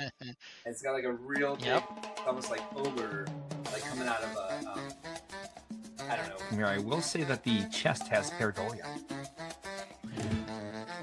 I see it. All right. There we go. Got a little update to our song there. Camera's punking me. Yeah, it certainly was. Yeah, we finally have a video with it thanks to VMAC. Yeah, I liked it. I liked Fozzie, the Fozzie face that went with the chopper. I like when the butt of your spaceship sings. I like it when you have all the little. I'm assuming they're Fabuland windows. You just put the smiley face over like every single freaking one of them. Like, oh, just look at that pile of pareidolia. All right. Totally. Okay, a lot of finding clips for that. Yeah. Well, you did a great job. You found a bunch of older stuff too. Our audio wasn't nearly as good. You could see how clean my desk was, though. How freaky was that? Right. But that's okay. Well, now that we've talked about our mocks, I see Mark is getting himself set up to talk about somebody else's mock. Yeah, I sure am. So we're what do you know? We did the whole mock thing. Now, dude, it's someone else's mock. So let's take a look at that, Mark. Let's check out this featured mock of the week from Brickworld, Indianapolis 2025. This is a creation from Chad Mashin Garland. This is 2 steampunk train engines. If you guys are unfamiliar with Chad's work, you should definitely search him out. He did Brickworld Chicago for the first time last year, wrote some really cool stuff, but I thought these were pretty awesome. I like his, if anybody knows how to greeble something, I would say it would be Chad. And these are, I would say greebling sometimes just looks a little bit maybe thrown on. His seem very well placed, almost like it's, I wonder what structure is underneath all the greebling, just because it seems like it's mostly made out of like the texture he's made with the greebling. His greebling flows through his builds. It's not just like it's thrown on. So it actually, it fits everywhere that it goes. So yeah, it looks great. Most of his stuff, I don't know how is attached. I'm right. I would guess precariously. Yeah. That's a good guess. Yeah. Word of the day. Precariously. Yeah, good word. Precariously. I like it. Have any other angles on this bad boy, or do you just have this one mostly? I just have this one mostly, but what I can do is also share a quick video of it, and then what was that? Hold on. Share screen. I just clicked a button and something went away entirely, so I don't know what that was. I just broke the stream, I guess. We have this quick little video of it. Yeah, we're going up and over. Yeah, there we go. Not much more to see from that angle. I mean, all right. Necessarily. But yeah, so we saw a little bit more of it, saw it in live action, and then now we see people's butts. So if you were going to make one change and one change only to this mock, what would it be? Let's go ahead and bring that back up. Hold on one second. Because that's something that I kind of feel you need. Yeah, you tell me what that is. Let me bring up the slideshow. Hold on. Yeah, this is 2 steampunk trains. Where's the steam, my friend? Where's the steam, my brother? Okay, let's hold on. That's really it, though. I mean, it's they've got the they do have a vibe for sure. A lot of texture. Gold and the black are both visible. They don't get too muddy together, which is good. Yeah, I just kind of feel like, hey, man, we got steampunk. We need some steam coming out of those. Off out the of those, sides. yes, off the just sides, anywhere. out of the top too. Yeah. Yeah, we would take care of that in. Here we go. You got another picture. Hey, check that out. That's not me. That's Vince. Somebody had another picture. Yeah. Awesome. Oops. Yeah, a little steam coming out of the pipes and valves. Let's see. Yeah, that's a lot of train. It's definitely not minifig scale. Yeah, he looks like. So this is from Chicago, because it looks like he got a couple of nominations there. Yeah. For his stuff, probably for best original train, I would imagine. Could be. Could be. And I do like the steampunk off to the side there, the little hand cart. Brickhead Brad suggests that it's girthy. It is quite. As well. Yeah, that's it. I mean, I think it is, based on minifig facts. Maybe it is minifig scale, but it doesn't look minifig scale. They are definitely girthy. Right. So She's thick. She is definitely thick. So lots of cool stuff there. And I got one more thing to show you from Chad here. This is some of his other stuff he brought to Brickworld in Indianapolis last year. This is when VMAX says he doesn't know where things are attached. This is a really good example of not knowing how on earth Chad is able to accomplish all these amazing shapes. Yeah. And there's Chad. Why is it spinning? That's just creeping me out. Because it does. I mean, It's on turntable and Yeah. So cool. How's it spinning without the whole thing falling apart? right, exactly. Yeah, Alien Hive. that's probably the biggest surprise. the spinning is what holds it together. Right. Centrifugal force. Yeah. Yeah. All right. So if you are at all interested in seeing more amazing creations from Chad and people like him, we will be at the Indianapolis State Fairgrounds March 14th and 15th. Blue Ribbon Pavilion. Blue Ribbon Pavilion, exactly. And that is Brickworld Indianapolis 2026. Look at time flying by for all of us. And here's the information. You can check out more on our website, brickworld.com. Brickworld Indianapolis, March 14th and 15th. Just like I said, there's some creations from our panel in this image that we use for our postcard this year. There's Brick Dad's Hogwarts, and VMAC, is that your spaceman? No, Okay, but it was with your display. it was. Who built that? I can't remember his name. Sorry. I was Landon Bell. Landon Bell. There we go. Yes. And then we have the Indie Lug 50 States collaboration. And then we have LGMS, Scott Thompson's amazing buildings from Detroit and Chicago. And then, of course, Don Sloboda's beautiful daffodils from Brickworld Indianapolis 2025. And hopefully, if you guys are in the area, please feel free to swing by and join us March 14th and 15th at the Indiana State Fairgrounds Blue Ribbon Pavilion. Brick Dad will be there. VMAC will be there. I'll be there. I'll be there in spirit. Yeah. So I'm there Short drive. in spirit. Short drive for your spirit. Yes. Thanks. All right. But I'm Maybe here. you guys can do something outside the blocks live. I don't know. All together up there in the Indianapolis. I've done it before. All I need is a cart and someone to help me move the tripod. But basically, every time I reset, I just play a song. So it just depends on how crowded the hall is. So hopefully, it'll be difficult for us to do it because hopefully the hall will be very crowded. Joseph, are you knows? serious? Yeah, I would road trip with Joseph. we'll do that. All right. Oh, yeah. And the Bishop family will also be there. Yes.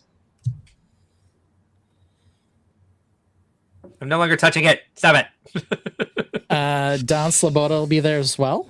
Absolutely.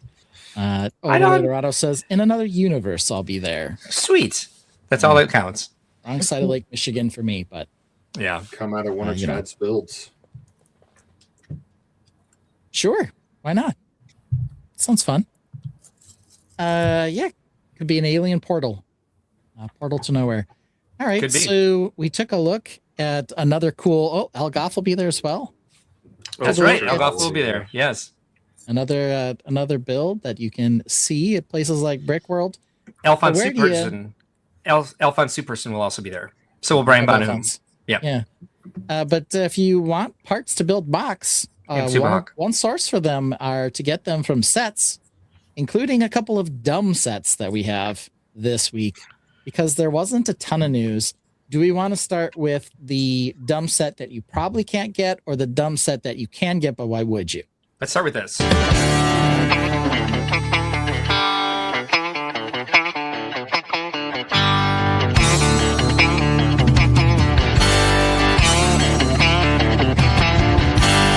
A wise man once said about Mark, you think he drinks water like a great white shark. About every 60 minutes, he's gotta go. Nature calls 2, sometimes 3 times a show. Hold the stream, he'll shout and dash. The show is live, but he's off like a flash. Instead of telling him you hold the stream, Ben provides cover, the perfect team.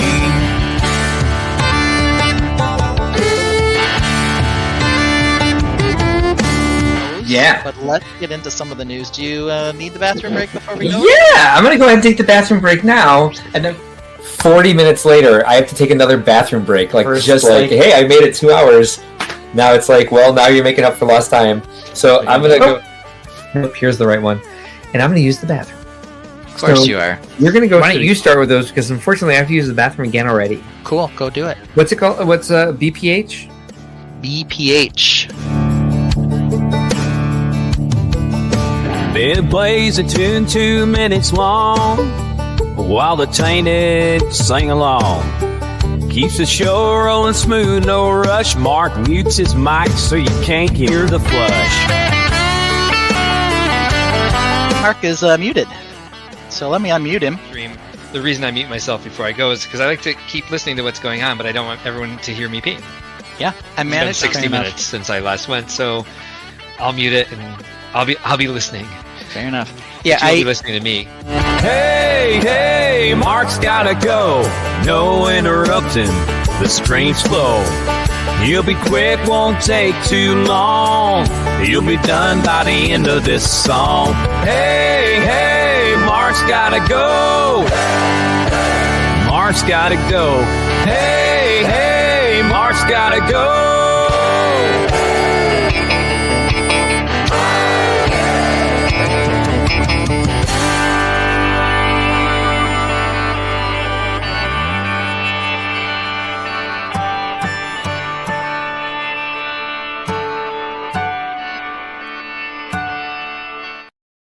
All right, so Andrew will be at Brickworld Indianapolis displaying for the first time. Asks, is there going to be World of Lights in the afternoon at Brickworld Indianapolis? No, we can't do it. And this is true. We can't do it at Brickworld Indianapolis because the lighting is motion sensitive. We had it last year. At Indianapolis? Yeah, the power went out twice. Yeah, we had a power outage last year. Oh, I remember that. It was very briefly, yes. Okay. Power outage might be a problem though for those people who are using, I don't know, power to power their lights and not just well, battery. it's just the lights. Or the box office or the merch booth or or any of that stuff. Yeah, that kind of makes sense. The floor drops stayed powered. It was the overhead. Oh, really? Yeah. That's convenient. I do not remember that at all. Joseph's apparently got an idea for World of Lights. It's a lofty goal, but excited. Ooh, aim high, Joseph. Aim high. Okay. Well, I was going to open up the thing and start showing us the stuff with the news, but I have to step away for a minute. Someone else able to do it? Sure. Okay. So anyway, here's the first set. This is my screen that you're sharing. It is. I just wanted to get the set number there because I can't tell all the cars apart from each other. Yeah. It's number 42228. All right, you go. I will. And so, big thing here. It's another McLaren. All right. You guys can talk about this. Vince, didn't we just have one maybe do some research 2-3 years ago? You let us know. It was the 2023. All right, feeds and speeds on this. It is the McLaren MCL 39 F1 car. Whoop-de-doo. It's $230. You can pre-order it now. It'll ship March 1st. Another one for our March Madness to not win. Vince, I apologize. It's 18 plus. It has 1,675 pieces for $229.99. Its price to parts ratio sucks. So that's all I have to say about it. Vince, tell us what's up. So this is last year's championship winning car.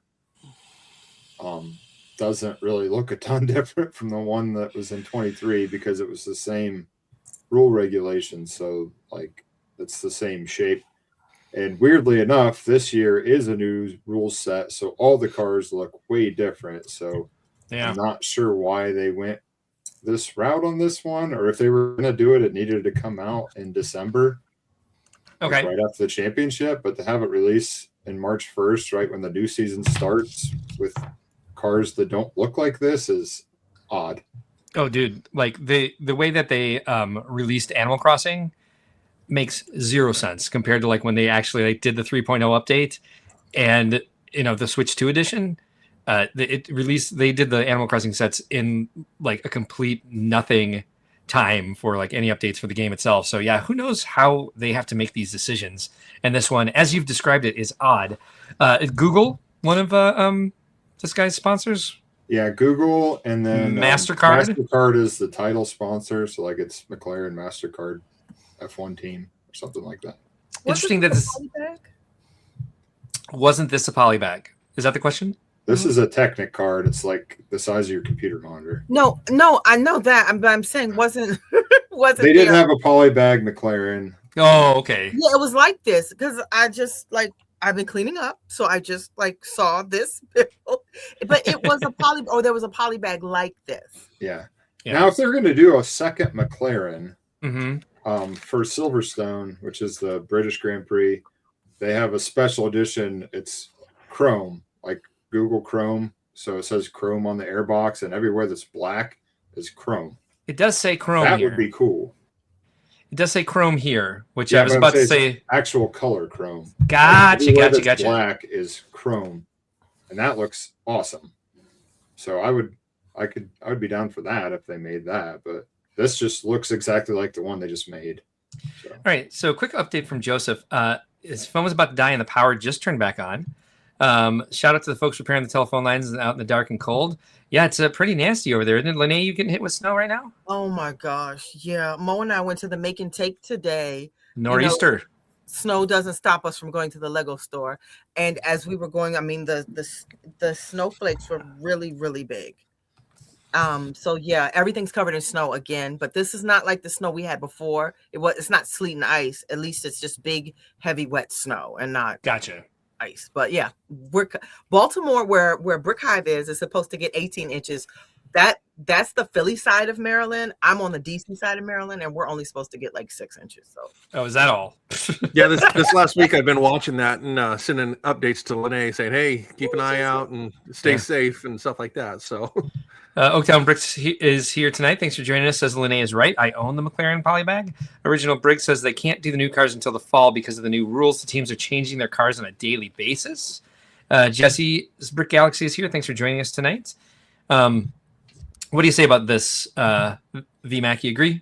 I disagree because they when they do the rules package has been in place since the beginning of last year, and they've had a Formula One actually builds a show car that's like, here's something you can do with the new rules, and they all kind of are going to conform to that enough, especially when you're talking about building it in Lego. You're not like, oh, that's a 13-degree front wing instead of a 12. Like, no one's going to notice that.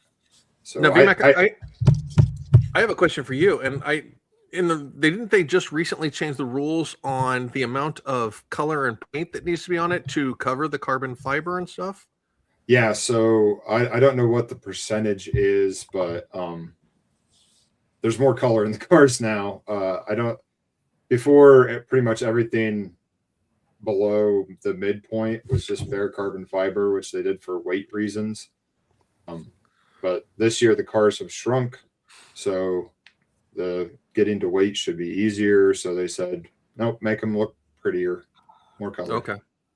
Now, is that something that you're excited for, with possibly new color schemes and new layouts of the designs for the cars? Or I'm excited just visually. It was kind of like, if you see the field, like a shot, like from the start, it was kind of challenging to see who was who, because it's a lot of black cars with a colored accent.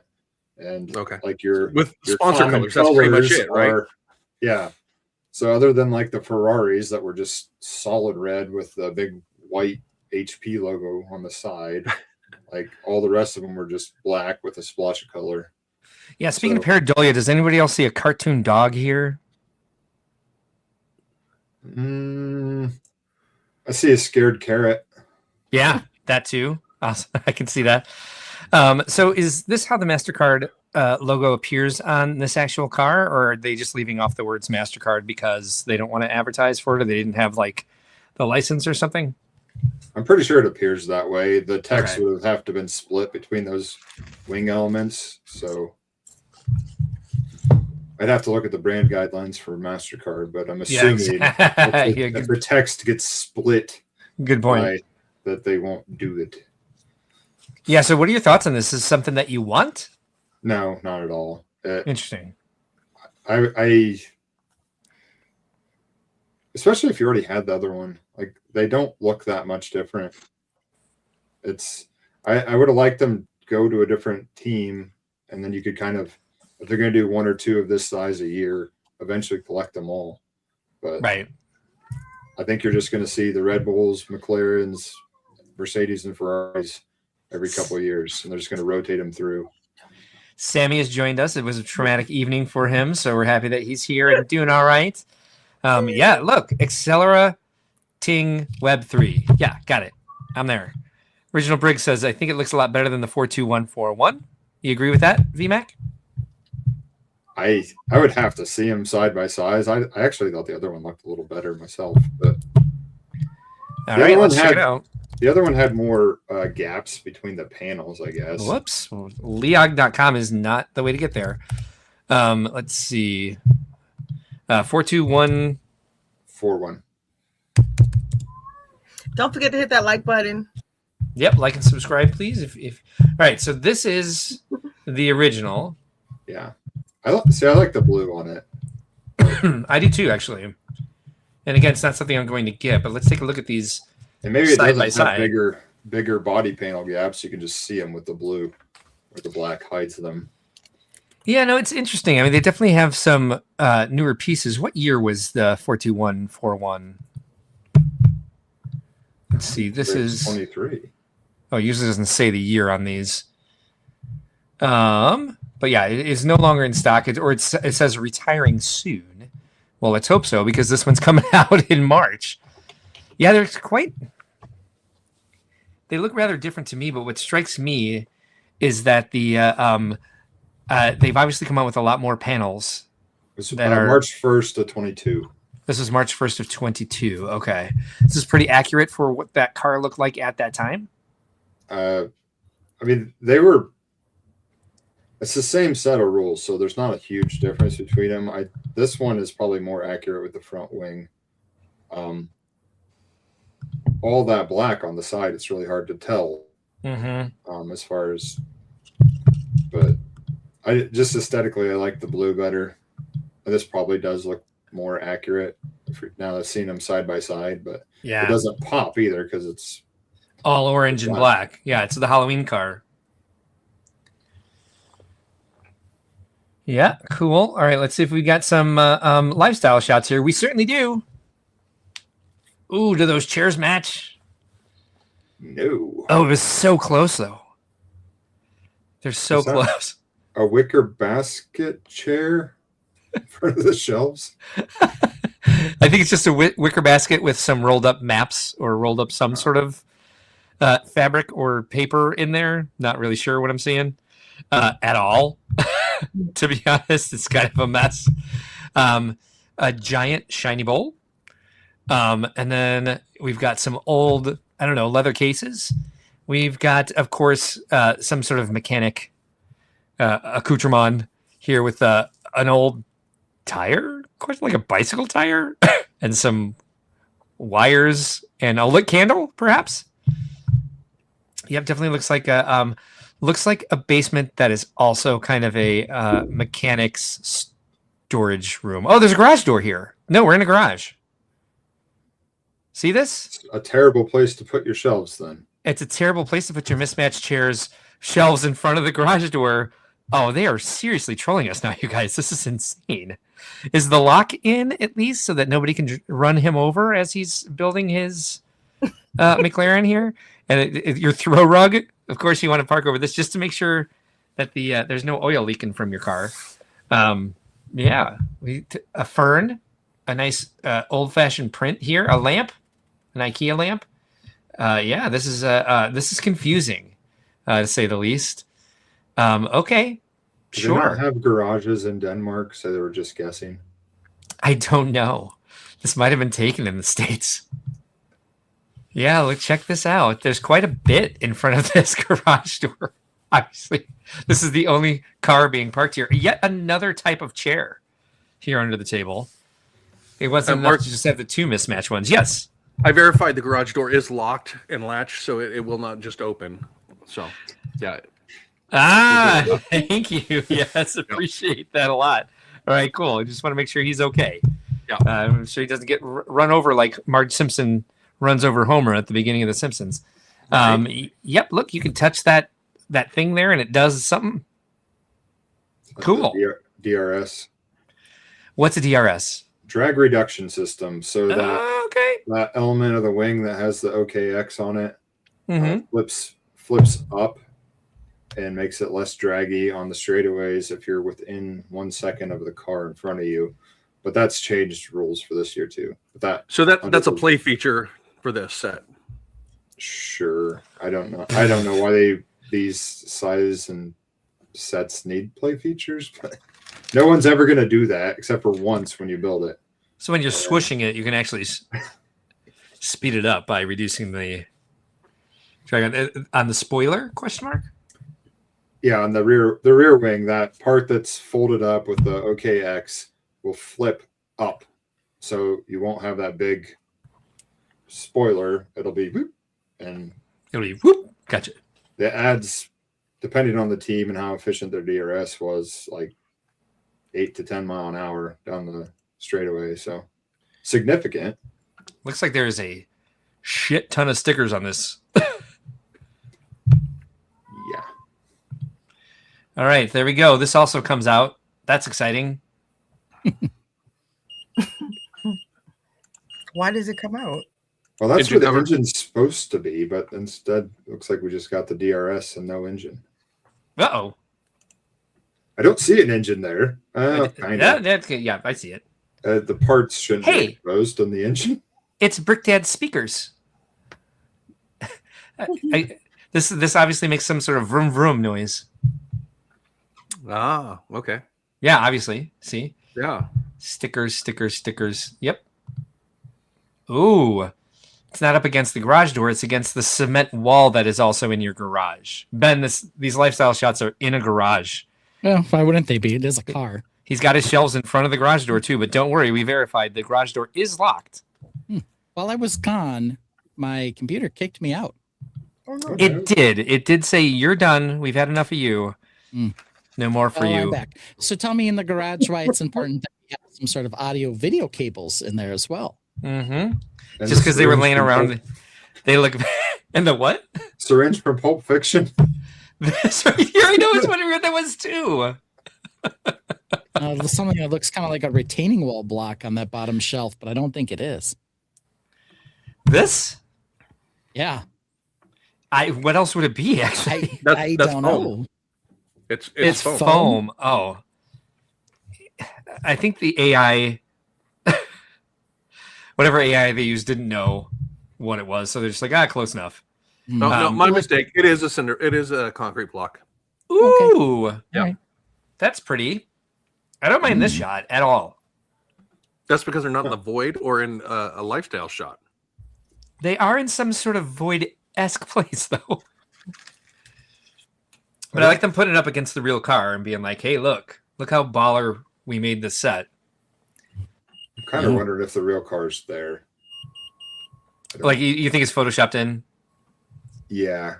Is the edge of this shadow kind of giving you that feel? The edge and the way that's parked, I feel like the left rear tire would be through the wall. Through the wall, yes. And I don't see the rear spoiler at all. Mm-hmm. I think it's there. I think it's just an optical illusion because of the camera. They must have pressed that button that made the spoiler flatten. DRS. The TRS, yes. Oh, now I'm convinced it's in the same room. Hey, look, the MasterCard logo as described by Original Briggs or somebody in here said that the MasterCard logo no longer has words on it. It's Miss Slobrichta was the one who said it. And yes, it appears so on the real car. The MasterCard logo does not have words on it. Yeah, wow, gratuitous shots of it with the real car, and it does look like that spoiler is quite a bit lower. Or is that this? No. So there's a spoiler's nice, not much lower there. They must have hit the DRS button. Don't remember shit. Oh. Doctors. This car has doctors. It's much lower in those other shots. So yeah. Yeah, but nothing has been better in my life today than discovering that this guy was building this inside of a garage. I was trying to figure out what was wrong with the wall, and I was like, holy shit, this is garage rollers. Mm-hmm. Yeah. Lene, do you recognize this? Can you see where my mouse is next to this fern back here? You recognize this item, the storage cabinet from Animal Crossing? The fern itself too, actually. The fan palm. Exactly. Exactly. I'm sorry. I was building a plant. I thought Ben would be proud of me. Oh, yeah. Well, you are working on a plant. What do you know? I am building a plant. Let's see where you're at, Lene. Oh, yeah. It's not a watermelon, but it's a different version of a plant. You're cruising along. Yeah, I'm on bag 3. I'm putting the leaves on. Yeah, it's been really, really cool. Like building. nice. Oh my gosh, building the pot. It's been so cool. Well, I guess it was kind of like the orchid, the original. No, the birds of paradise. Yeah. I can't remember. Okay. But it's really cool. Love it. I just said yeah for funsies. I'm moving along, guys. Spoiler alert. I love Dawn. Yeah, no, we got you. We knew what you meant. Odele Dorado says the burnt rubber scent. Great with this set. Yeah, sorry, I was also trying to move the lifestyle shot back up. Yeah. Platypus Bricks is here. Yeah, F1 has new regulations this year. No DRS or new power system and wing systems. Okay, that's good to know. They run 50% electrical power. Front and rear wing elements both open up down the straights, regardless of if you're behind cars. And it'll be very interesting. More importantly, though, we have the headphones are actually back here in this garage on an old radio, some weird sort of chest next to a safe with an unkept spool of wire back here, and these glasses. These glasses are in 2 shots. Glasses to nowhere. There's a lot of stickers, so you probably needed them to. Replacement. I can't get Animal Crossing out of my head, and I'm like, yes, a workbench. Now I'm seeing everything. Yeah, exactly. There's a lot of Animal Crossing items in this as well. Now I see nothing but Animal Crossing. And there's a translucent red chair in Animal Crossing. Actually, they've got a froggy chair that is this translucent chair. But Ben, look. All right, so not only are these two painfully mismatched, they definitely have this chair. I don't know if they have it in green, but then there's another stool underneath the table. And the headphones have moved over here. What do we call that when there's a bunch of crap in a lifestyle shot? We'd say that's a lot of accoutrement.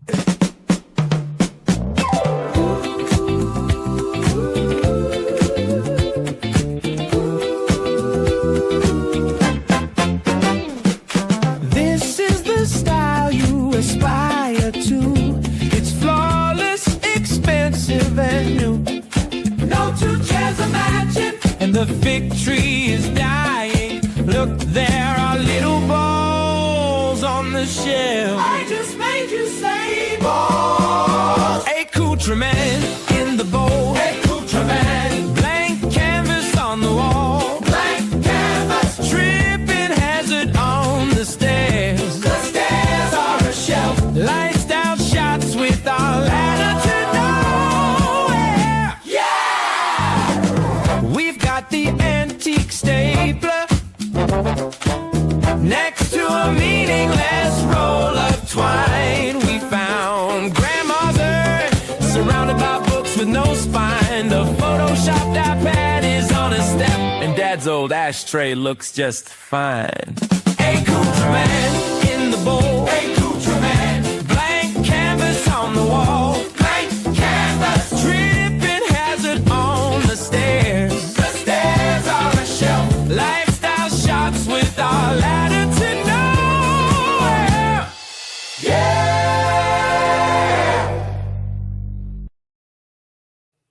Oh God, it makes me so happy. But here we are. Yeah. Here's our next dumb set. Very dumb. And Stuart designed it. Good job, Stuart. Good job, but it's a great design, I guess, for what they asked for, a microscale billind. But I don't want this. No. Now, real quick, who's this available to? This is the Lego house. There you go. House of the Brick. So what do you got here? We've got Legoland. Over here. A Lego house.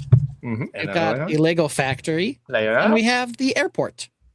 And we also have old Kirk Christensen's first house. Okay. Congrats. Yeah. I don't know. I like the first one the best. It's 1,400 pieces. You mean the Legoland? Or you mean the first the Lego house exclusive? Lene? The first Lego house exclusive. The duck? No, it was the one that had all the three of them. So yeah, it had I forgot. I have to look and see. Okay. Fine. It's $115. It's 1,400 pieces. They do have on the back the other Legoland exclusives. If you find that, there it is. So we got the duck. That was number 1. Number 2 was a factory. 3 was some sort of giraffe. I don't know if this is like a Legoland slice. I don't think I've ever seen that before in my life. Yeah. Number 4 was the top dog, of course. The minifigure pirate tribute. Baller. 5, I don't know what that is. What the hell is that? Yeah. And 6 was the Fabuland, and 7 is this one. So I don't know what 6 is. I can't tell from here. The 6 is the Fabuland one. The one I was talking about had the 5. dinosaurs with it. 5. Had the what with it? The dinosaurs. Girl, dinosaurs. It was a Lego house one with the. I'll have to find it, but it had the dinosaurs. They had oh yes, they did have one, and it's not on the back of the box because they had that big dinosaur exhibit, and then they had the colorful dinosaur. Yeah, where is that? They have 3 of them. It's a one. I have to look at the pictures. I don't have it up behind me. I don't. Girl, we gotta find that. Yeah, most of it in the box. 40366. Get it, Chris. Yeah, Mo has hers in a box. Yeah. So Mo's built someone. Yeah, you're not wrong. Here we go. Boom, that was my favorite. Boom, boom. That's a good favorite. Let's see here. No, it was the smaller one that had all of them, though. This is the smaller one that had all of them. No, Look. it's another one. It's another one I'm talking about. Then. Are you sure there's another one that you're talking about Yes. that came from the Lego house? Okay. 40563. Thank you, Chris. Keep them coming. Really? All right, hold on. Let me yell up the Mo. 40563. They did it twice? Tribute to the Lego house. What on earth? That's it. No. Never mind. It was a GWP. When?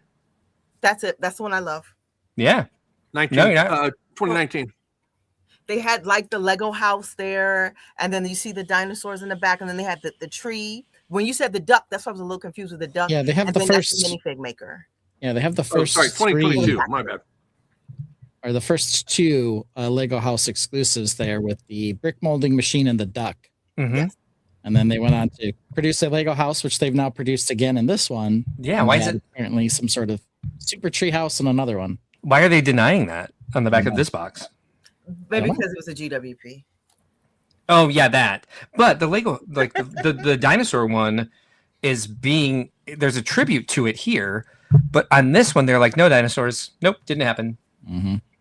Yeah. So the ones here, the first one's the duck. So that was like the first ever Lego toy was a wooden duck, because they used to do wood. A lot of people probably know that by now. Then the second one's the brick molding machine. The third one is a tribute to a particular designer named Dagny Holm, who is a master builder. Nice. So she's apparently, I think it's a she, but I couldn't tell you that for sure. Building it looks like a giant giraffe. She has a wood duck and some other things on a table. The one after that was obviously the best, the tribute to the pirate minifigure. The one after that, so the number 5 there on the thing, it was called Lego Building Systems. So it has some sort of train, and then like bricks to build a house, and then like a Technic Roadster. So those are the 3 different things that are shown in there. Maybe it's Duplo for the first one, Lego for the second one, and Technic for the third. Okie dokie. Yeah, probably. The Duplo's all made out of Lego, so it's a little confusing. Yeah, there's that. Yeah, and then last but not least, we have Fabuland one. So I would say out of all of them, one the stupidest. You're unless it's my audio, I think your mic is getting a little muffled here and there. Is it? No, it did. It's the stupidest. The stupidest one yet. It's very clear there. Yeah. It's very clear that it's stupid. Yeah, that was good. Very clear. Since I got kicked out, I'll double check my stuff here. Yeah, people are still going to want it because it's an exclusive. I just don't think it's as good as some of these other ones that we've seen. I mean, the duck is just so classic. I had the chance to buy this for $375 at Atlanta BrickCon, but I wasn't going to spend that on the duck. No offense, duck. What the duck? I think these two are the best, along with the dinosaur one, which for some reason is not on the back of the box. I wonder if there's a reason for that.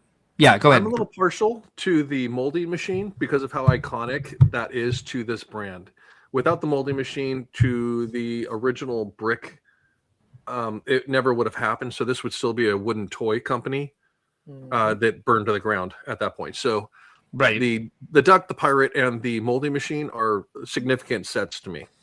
Well, we have to take a quick break because E Platypus Unum has given us a super chat for $4.99. Thank you so much for the support. Appreciate you a ton. It says, will it rain or will it snow? I live in Maryland. I don't know. Appreciate the poem. Appreciate the super. Appreciate you a ton. And I know which song we should play for you.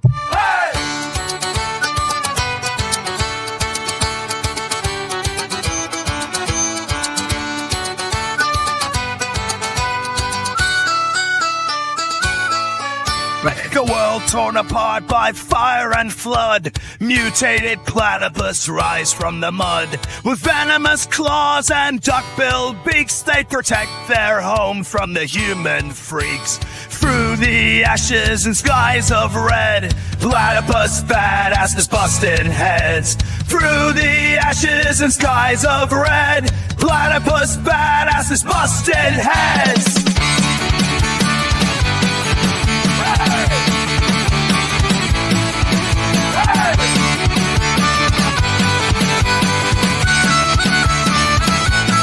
This is the dawning of the age of Apocalypse. Mutated claws rise fierce and venomous through shattered skies and rivers of rust. In the age of Apocalypse, we fight, we must. Humans beware, this land is not yours. The platypus reign in apocalypse wars.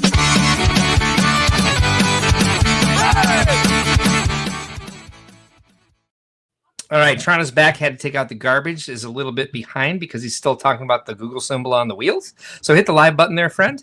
Bill Bartley says, good evening. Building my first smart playset tonight while watching the show. Fun. Let us know how you like that. Ooh, got it early. Nice. Yeah, the Bill and Lego house. No, we got you. We knew what you meant.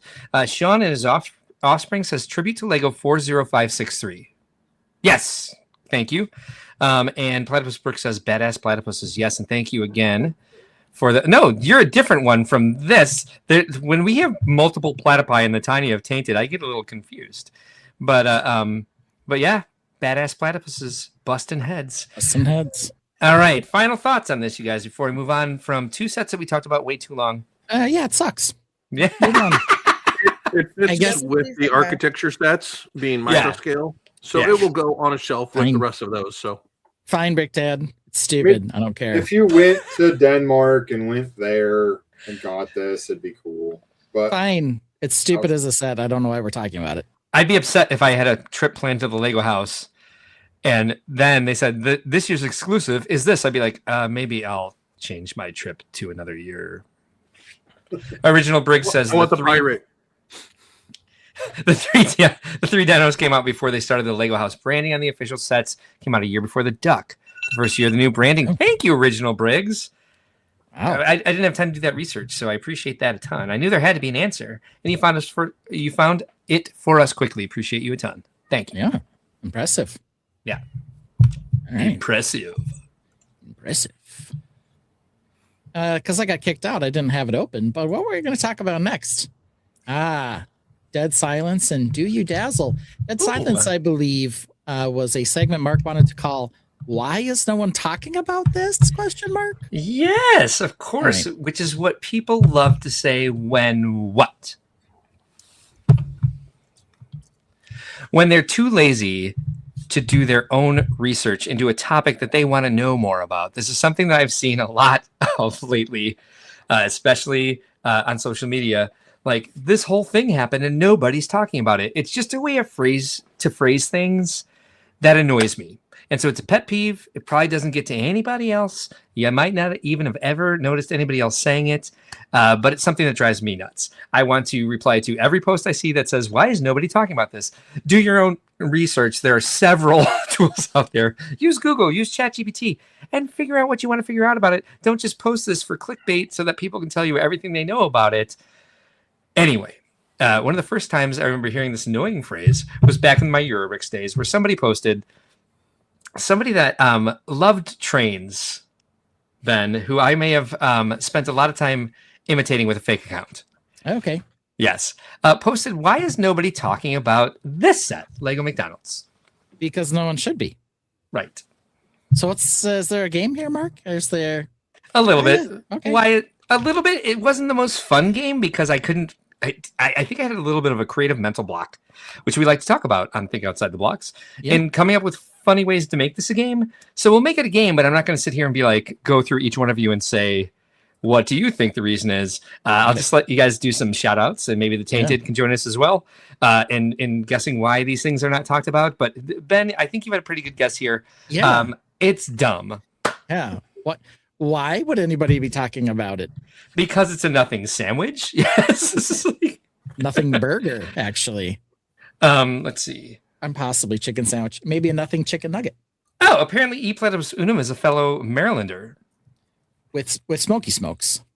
Yeah. They just declared a state of emergency in Maryland, so. They just now did. Oh, that's why Sammy's crying. Yeah, the governor just said we're in a state of emergency. So. Oh, fun times. All right, so Citron.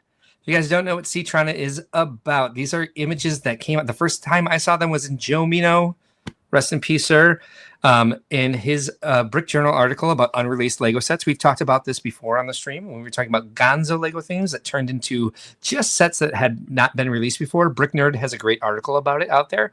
But Citron was going to be a mix between Aquazone and Futron Blacktron, which were big lines at the time. And they were kind of mixing things together. They were going to do an underwater space theme that had molded aliens. And according to Brickopedia, one of the reasons they decided not to release this is because they didn't think molded aliens would sell well, and they weren't at a place to produce that many new molds that they couldn't use in multiple sets. So we've seen this image from this potential line for Lego pieces. As you can see, the typical monorail is here, but it has an underwater spot and an above water spot, and it was supposed to be kind of an exploratory other planetary ocean where these sort of these Citron astronauts were exploring. We've also seen this image from the same line. These were the sea people that lived on this planet, and here's the molded alien that they were considering, and here are all of the vehicles from this line, including a hammerhead sort of squid new mold that they were considering for this. I will give props right now to, and these little like Ridley Scott alien eggs. Again, second time tonight that we've been able to invoke Ridley Scott's aliens.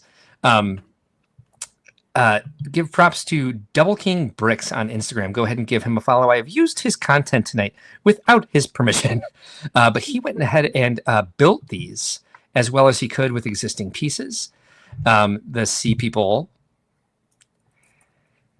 and the actual monorail, which is a lot cooler when you see what he broke down and what this is all supposed to be in this set. So check him out if you're into this theme and the idea of it and seeing it actually created in real life.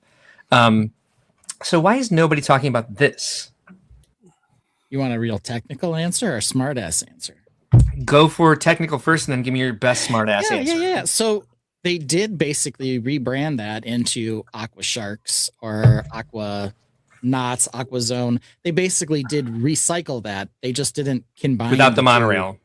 Right. They didn't combine the two. It's like, well, they did come up with the stingray and the octopus, but they didn't come up with like the actual like anthropomorphic, like different aliens. Yeah. That's smart ass answer. Because we've already seen him. No, it just hurts too much to think about what could have been. Hey, we kind of got those things though. I mean, not exactly, but close. Aqua Raiders, is that what they were? I don't know. They had a lot of similarities. That's all I'm saying. Okay, so tertiary themes. Here we see one of the city tertiary themes. This was like, there's hideouts in the swamps for whatever reason. Like the primary and secondary themes for city would be like police and fire, and then secondary would be like airport, stuff like that. And then eventually they get into tertiary themes to see how things do. We see this a lot.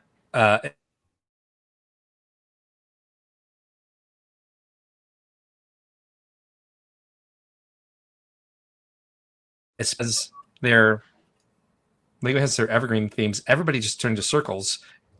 Am I still here? We're back. Yeah, We're back. That was weird. Okay. It was weird. We had a global internet blackout. It must have just been StreamYard servers. We've seen this in space. We've seen this in Castle. This where they had, themes like Mars Mission, where it was they had basic spaceships and vehicles, but they were also like, collecting alien samples. And we also saw this happen with City UFO, like the UFO invasion sets that came after Space Police. This was a good example of a tertiary to me because in some sets there was like, classic spaceships and sort of monster trucks reimagined as space vehicles, or a limo with a pimp, of course. And then I don't know why I put 3 in here, but I did. Here was like another monster truck with like it had just the only thing in here that was a Space Police was the one jetpack Space Police officer attached to it. However, but it was like that was the heist truck, the big rig, yes, with the containers on it, and kind of just coming up with another way to do big detailed vehicles. But also it was space. It was also city.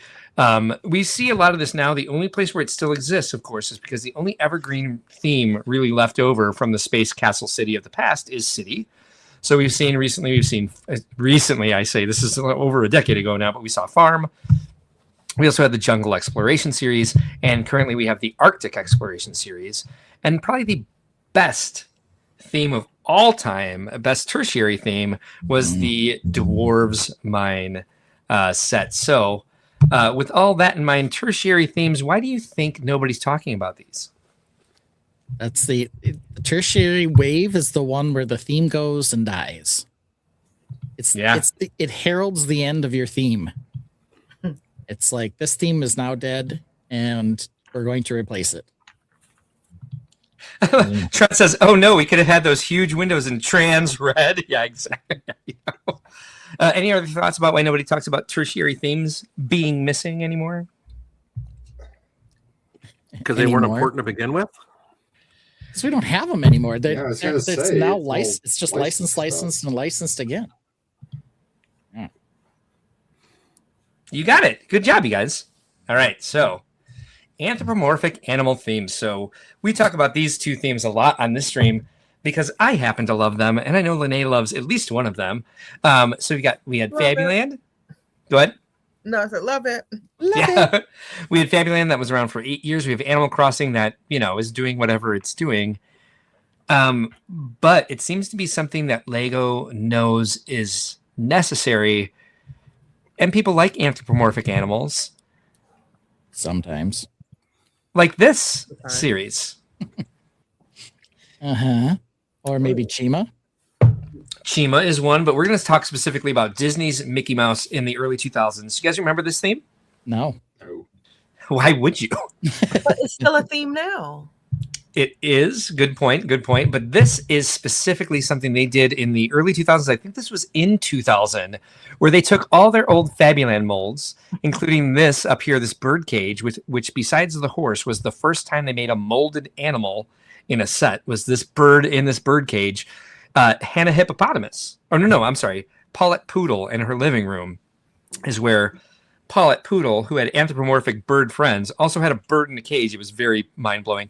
But they took these wall panels that hadn't been seen since 1987, and the broom, the rake, the bird cage, the mailbox. I don't remember if it was Fabuland or not. The Fabuland flower. This flower originated in Fabuland. The Fabuland car chassis, the Fabuland car pieces, the watering can, the umbrella even hadn't been used in Fabuland since the early 1980s. The chairs, and tried to turn it into a Mickey Mouse theme. We've got sets like this. We had a molded Pluto and this Mickey, this articulated Mickey. More Fabuland pieces that we hadn't seen in a long time. We had these two sets. This was a bucket. This was a bucket set where it was, the harbor and the ship, which was, in case you were wondering, this does not float because it's just a bunch of giant brick base plates on the bottom. And for some reason, there's a ship's wheel on the side. Is that supposed to be a paddle wheel? World's tiniest paddle wheel? Yes. It was a bucket set, so God only knows. All right. Let's see. He's got a wheel to steer up top, too. So we get various Anthrofigs and CMS. You guys are taking this very seriously. Hawkeye says, I have that Mickey. Daddy Urso says, looks very Fabuland, because it is very Fabuland. Besides the Mickey figures, it basically is Fabuland. And here are the figures. I actually, as Hawkeye Lego Man says, I also might have these too, and might have gone to Brickworld and hid them in my city as criminals hiding in the alleys. I might have. Wow. I don't remember for sure if I did that. And Lene is also correct. They have re-released, or not re-released, but reintroduced a theme of Mickey and Friends with actual minifigure versions of all these beloved characters in much more interesting settings, like the castle here or the RV, throwing back to like certain classic Mickey and Friends cartoons. Now, why do you think nobody's talking about this? Because nobody cares. Because No. we're too old for it. No. Because I- Disney's already overpriced. I mean, the Fabuland ones looked. I mean, I didn't remember these coming out in 2000, but they look dated for 2000. I don't think I would have jumped on it even if they. Put a pin in that, VMAC, because I would love to know what you mean by they look dated for 2000. Lene, what you're defending these? You like these? Not necessarily like them. I think nobody's talking about them because Lego redeemed themselves. They came back out with like, okay, we were just playing. We had too many molds left over from Fabuland, and we threw Mickey in it. We were just playing. We were just playing. We just wanted to get through all of these Fabuland molds that we had a ton of left over. We threw them in some Mickey Mouse sets just to get rid of that because we don't waste anything. We don't throw anything. So we're boxing it. And then once they got through all of that they had overproduced, we're going to stop it. And then, like they said, we came back. Hey, we were just playing, but this is what we really meant to do. We just dabbling. You were just dabbling. Yeah, now we're back. Original Briggs says, my daughter is, she played with those last sets today, actually. Brick Jedi says, looks like it's for kids. So why is nobody talking about this? Well, it's 4+. Yeah. It's like Friends. We saw They're the probably maturation ridiculously expensive then. You guys had it right. All right. So, VMAC, thank you so much for foreshadowing this one. In the year 2000, you would think that this was some sort of advancement in Lego sets. We're moving on into a new millennium, and things should be exciting. We should have a great product line set for 2000. Well, I dare you to go to Brickset, Bricklink, anything, and go through all the sets that came out in 2000, because this was the year of juniorization. There is a book called Brick by Brick, the way Lego reinvented something. He was the keynote speaker in 2014 at Brickworld Chicago, and it's fascinating why this happened. Go ahead, Ben. What are you going to say? Well, okay, so in the real world history of Lego, they were struggling, like verge of bankruptcy, struggling, and so what they needed to do was reduce the number of parts they were producing, the number of molds they were producing. So they were making bigger pieces and fewer pieces per set. And what saved them from the verge of bankruptcy? It was Star Wars, but I will tell you right now, Star Wars and that was the big one. Harry Potter. I'm sorry, Lene, are you saying COVID? Yes. This No, was the it year was 2000, not 2020. So no. Just playing. So Mindstorms and Star Wars. Bionicle was coming out around the same time. Galador was a product of this as well. Bionicle. But Ben Bionicle. From what I understand, Ben is correct in one way. They were producing bigger pieces and less detail because they were trying to appeal to kids who had already gotten into a digital market of toys, and they were trying to appeal to kids who weren't into construction toys. Yes. It's funny. I'm sorry. It's funny how we're back there right now. We just had the same discussion about the smart brick and things of that nature. They're not in bankruptcy, but we're right back there again where they're trying to snatch, digital kids back. Yeah. They have done this several times. So as we see here, there are quite a few parts here that I actually love, like this the Arctic little hut over here. These pieces are rare now. And they make for really cool space station type stuff. Like they had red ones for Mtron. But I mean, as a set, if this is like, compare this to the thing I just put up for the Arctic exploration city sets they have now, this is trash. And this, I mean, this like overpass construction site, look at this dump truck compared to like the great city vehicles we have now. Look at this crane. Look at this crane is a convertible. Like, how do you even get up there? And this very carefully fire station. Oh, this man. is like basically the basic hint of a fire station. I had that one. They got the Unitron helmet, or whatever it is, the Spirius helmet on the guy, because they're like, this is what we had a space helmet that would work. We don't need a new mold for a fireman. We need a tube that comes around the bottom of the helmet. Grab one of the space ones. Yeah. It looks firefighter-y. Yep, exactly. And this, we have printed headlights. And like no way to get into the car without taking the roof off. Yes. Yeah. And it hit Castle. While this might be a nice castle, these are mostly giant molds with the wall with the panel with the revolving wall in it to make the stained glass window. Some cool figures, but even like the bull knights or whatever they were had some very basic weapons with like the cannon shooter, which was used in was this a Bionicle thing? The shooting the stupid giant rubber. They had those in Star Wars too. They used them all over the place. I mean, they've used different style of shooters over the years. It's like, oh, that one took out too many eyes, so now we need to make them smaller, less powerful. Well, springs. It warned you if you storms with the rubber tip, and you could shoot different targets, and it would like tell you it hit it. That whole castle is a 500 piece castle. Yeah. And it even had a warning in the instructions that if you shot it towards your face, one tear would fall down your cheek. Remember that graphic? Important. Yep. And this is what happened to Adventurers in 2000. This was the death of Johnny Thunder. This was the Jurassic Park version of Adventurers. And while this was a more detailed set with more pieces than some of the other lines, it's still garbage. Like look at this look at this crane that loads stuff onto the boat. It's just these giant click hinge bricks. Odele Dorado says the Technic ones hurt the most. Pockets Master is here. Thanks for joining us. Those Arctic sets were awesome back in the day. May or may not hold up these days, but loves for nostalgia. Extending the ladder is a plus. Yes. Printed headlights irk me as well. Tron says the base plate was a heater. No, it wasn't. No, this is impossible to use.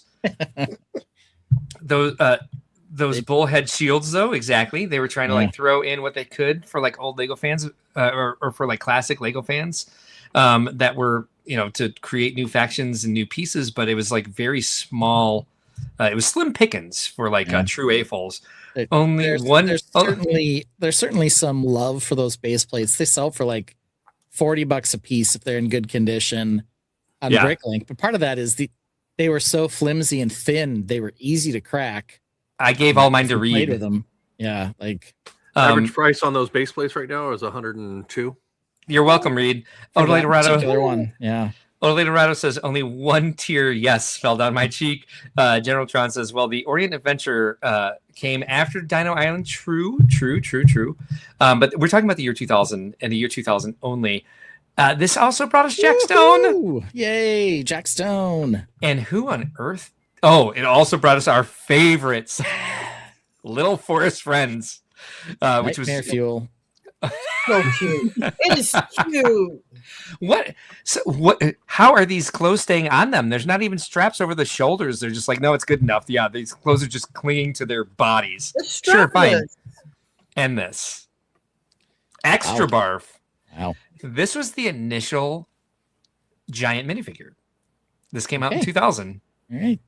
Yeah, is this something that you would go out to the Lego house for? That is creepy as all get out. These are not seeds. Exactly. And perhaps the theme that it hit the worst was their newest theme. The Star theme that Wars. saved them was Star Wars. Look at this Slave One. Hate it. I hate it. Look at what they can actually do Thank to you. make a Slave One. You're very welcome. What about this barf in a basket Yeah. set? This initial No. ATSD at minifig scale was this. Oh. When they first came out with an ATSD. Show This us is shows this the is what they first gave us. the first TIE fighter that's blue. Wow. Right. I don't have that one in here, Ugh. unfortunately. I also got that Slave One. I was excited about the figure. I was excited about anything. I was trying to pretend that I liked it, just like I was trying to pretend like I liked episode 1. Darth Yeah. Maul's ship was notoriously bad too. Sith Those- Infiltrator. They were all Yeah. bad. The first wave, all of them. The first, oh, look at those pod racers. This was the Pod Racer bucket. Yeah, that's just horrible. And they've done so much better, and part of it is they redid their production.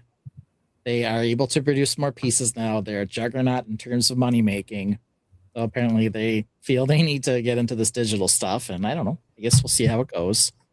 But yeah, those first Star Wars sets, even though they saved them, were really bad. Just really bad. Joseph, you're not being specific enough. There probably is. In this set, yeah, there was the Aldar Beto. Oh, wait, no. Aldar Beto came in the. Oh, yes. No, you're not wrong. It's this. This, like, Pitroid? Question mark? Like, what is that? Who's on the tires over here? What? I think that's Anakin behind a pit droid. I have no idea. Neither do I. It's sad and disturbing either way. Trying to sense part of them out. Odele Dorado says, now this is pod racing. Joseph says, like, particularly bad. Odele Dorado also says, yeah, there was the minifigure on the tile. Yeah, he's talking about the Han Solo. It was just a print of Oh, Han yeah. Solo on carbonite on the here. on the brick. Here we go. Yep. Yeah. Right there. And that actually survived like 2 or 3 iterations of the Slave One before they replaced it. With the actual molded one. Yeah. Jazzy fucking Brick says, as good as Anakin's acting in this scene. Joseph says, the Gasgano minifigure, the Alder Beto. That's the one. Okay, Gasgano. We'll have to look that one up. This is an entire can of worms. And I'm really running through how bad the year 2000 was for Lego. Although around that time, Cafe Corner came out. No. Cafe Corner was 2004, 2005, something like that. Never mind. Ignore me. It's what I'm best at. Why is nobody talking about this? Because it sucked. Man, it sucked. Juniorization PTSD. Yes, you are correct. I remember like the forums at the time. I'm going to talk about that at my therapist. Yeah, right. It was mostly on Lugnet. PTSD, I'm just Lugnet or Eurobricks, where people were talking about everything's juniorized and it's crap, and it's and people complaining about it and like not really seeing it change for a while, and seeing like really just kind of like eventually grow back into what Lego has become again today, where it's off the hook what they can produce. Lavatraz. Well, yes, but no. They're also going back to it. Yes. With the juniorization, with the smart play, by adding a digital aspect to the juniorization of it. With the chibi and Super Copper says, popping in for a quick hello and good night. Catch you on the replay. Good to see you tonight. We certainly sang your praises at the beginning for our gratitude segment. Lavatraz. Yeah. All right. So why is nobody talking about this? Because it got canceled. I mean, this set in particular. Yeah. Because it was, Lavatraz. It was Yeah. like, It's just too bonkers. yeah, it was a prison for rock monsters. Right? Prison. You went into their territory, friends, and you're going to put them in a prison, which, by the way, they could easily climb out of. Like, this is not going to hold them. Also, everything about this is stupid. All right. So why is Lego sending me disc pics? I don't know. Tron says, I still have my first wave X-Wing, A-Wing, Y-Wing, Invader TIE, and Snow Speeder. Yep, keep those mint and seal box because some sucker is going to pay a lot of money for them. Joseph says, wow, Lavatraz is crazy. Yeah. Tron says, just because they were first wave, not ashamed. It wasn't just that it was a prison for these things, it's that they called it Lavatraz, as if Traz means prison. So we had this happen for a little bit. It was Sliza in Germany, and it was Throwbots here in the States. And then they tried to do all these other little weird things with like the helmets and the visor and the disc as the wheel. What was going on with Technic? This is also early 2000s. Yeah. If Yeah, why is nobody talking about this? Why would they? They actually are. There's a big collab that's like touring the couple shows in the whole country doing upscaled Throwbots. Are they seriously? Yeah. Good for them. Original Brick says the Rock Monsters were fire. I agree. Oh yeah, we are sorry about that. All right, nobody's talking about this because nobody wanted it in the first place. Okay. Back. All right. Lego video games. We all know Lego Dimensions. It was kind of a crazy flash in the pan that produced a ton of IP partnerships. We see here, we're seeing these sets happen now. We've got E.T., we've got Goonies, we've got Gremlins. And this was happening years before the actual big sets came out for these. We even saw Doctor Who, and Portal 2 was part of the Dimensions line. And Portal 2 was a huge game with that license. The fact that they never made any sets but this one is a little confusing in my book. Now they're making a lot more video game sets nowadays, so I think they would do more with this license now if they had it, or if Portal 2 was still big. But it surprised me. I didn't remember they had a Portal 2 set, but I remember how big that game was. Odele Dorado says Beta Bionicle. Yes, you're not wrong. Oh, look, there it is, Portal 2. Mm-hmm. Yes, there was a PC game for Rock Monsters as well. Yeah. And you keep that together. I love Portal. So it was a great game. Here's the companion cube. Yeah. A cake? This piece here, the molded gun, I can't even imagine. I should look this up. I bet they're ridiculously expensive. Because that was this single piece molded like super weapon. And that's actually something that was, and it was used as a weapon, and she shot people with it? Well, no, it makes portals. Oh, okay. Hence the name of the game, Portal. Okay, sorry. Yeah. All right, and Sonic. This is where we got our favorite s'mores roasting hero from video games. Initially in the Dimensions line, this was something where you can buy these characters, put them on an actual portal to the game, and just like amiibos, they would show up in the game, and that's how you added these characters and vehicles to this game, which I never played. I don't know what the point of it was, but it was kind of an answer to a question that nobody had asked at that point from Lego, but it was something that was big. In other gaming systems, they seem to fall into this trap as they fell into it with this. What is this? Oh, this was the Lego Universe. You are correct. This is Lego Universe, a massively multiplayer online game brought to you by Lego, who knows a lot about MMOPG. But yes, they do not. Yes, they do not. This is there's a lot of really great content out there about why this failed. Al Goff says, I hadn't gotten back into Lego back then. It was about 2006 when I bought my son his first set. I remember how much I loved them. Fair. So there's many reasons that this did not work out, but this was like a PC game. They wanted it to be an MMOPG. And from what I found doing my research on this came out right before this basically closed their servers down right before Minecraft became huge. And if they had stuck to kind of the Minecraft side, because apparently MMOPGs are very hard to break into with. World of Warcraft was a huge one at the time, and there aren't many other successful ones really on the docket out there. And to break into one as an initial like gaming concept was kind of a failing business venture from the beginning. I remember this wasn't in any of the videos I watched on YouTube about why Lego Universe failed, but I remember a lot of people complaining about the gameplay was all right and exciting. There just wasn't enough content. It was supposed to be a massive multiplayer online game where you're supposed to discover new content all the time and get new worlds. It was free to start, but then you had to pay a fee to continue after your first month or whatever. But they were introducing characters and accessories that weren't available in physical form. They were only digital. And so that was a lot of people's annoyance in that you couldn't actually buy the items from the game anywhere, as it's a physical toy with a digital game. The digital items that they were introducing were exciting to some, and they wanted to actually have the physical copy of it. And that's kind of what Lego has been fighting a lot with, trying out new digital markets, is keeping up with current interests so that they have a foot in the digital world, but also keep their focus being physical toys, physical construction toys. And so to have that disconnect is confusing to me that they would go this direction. But they got to try a lot of things. They got to, they're the ones with the marketing, legal, and creative teams all working in Billund.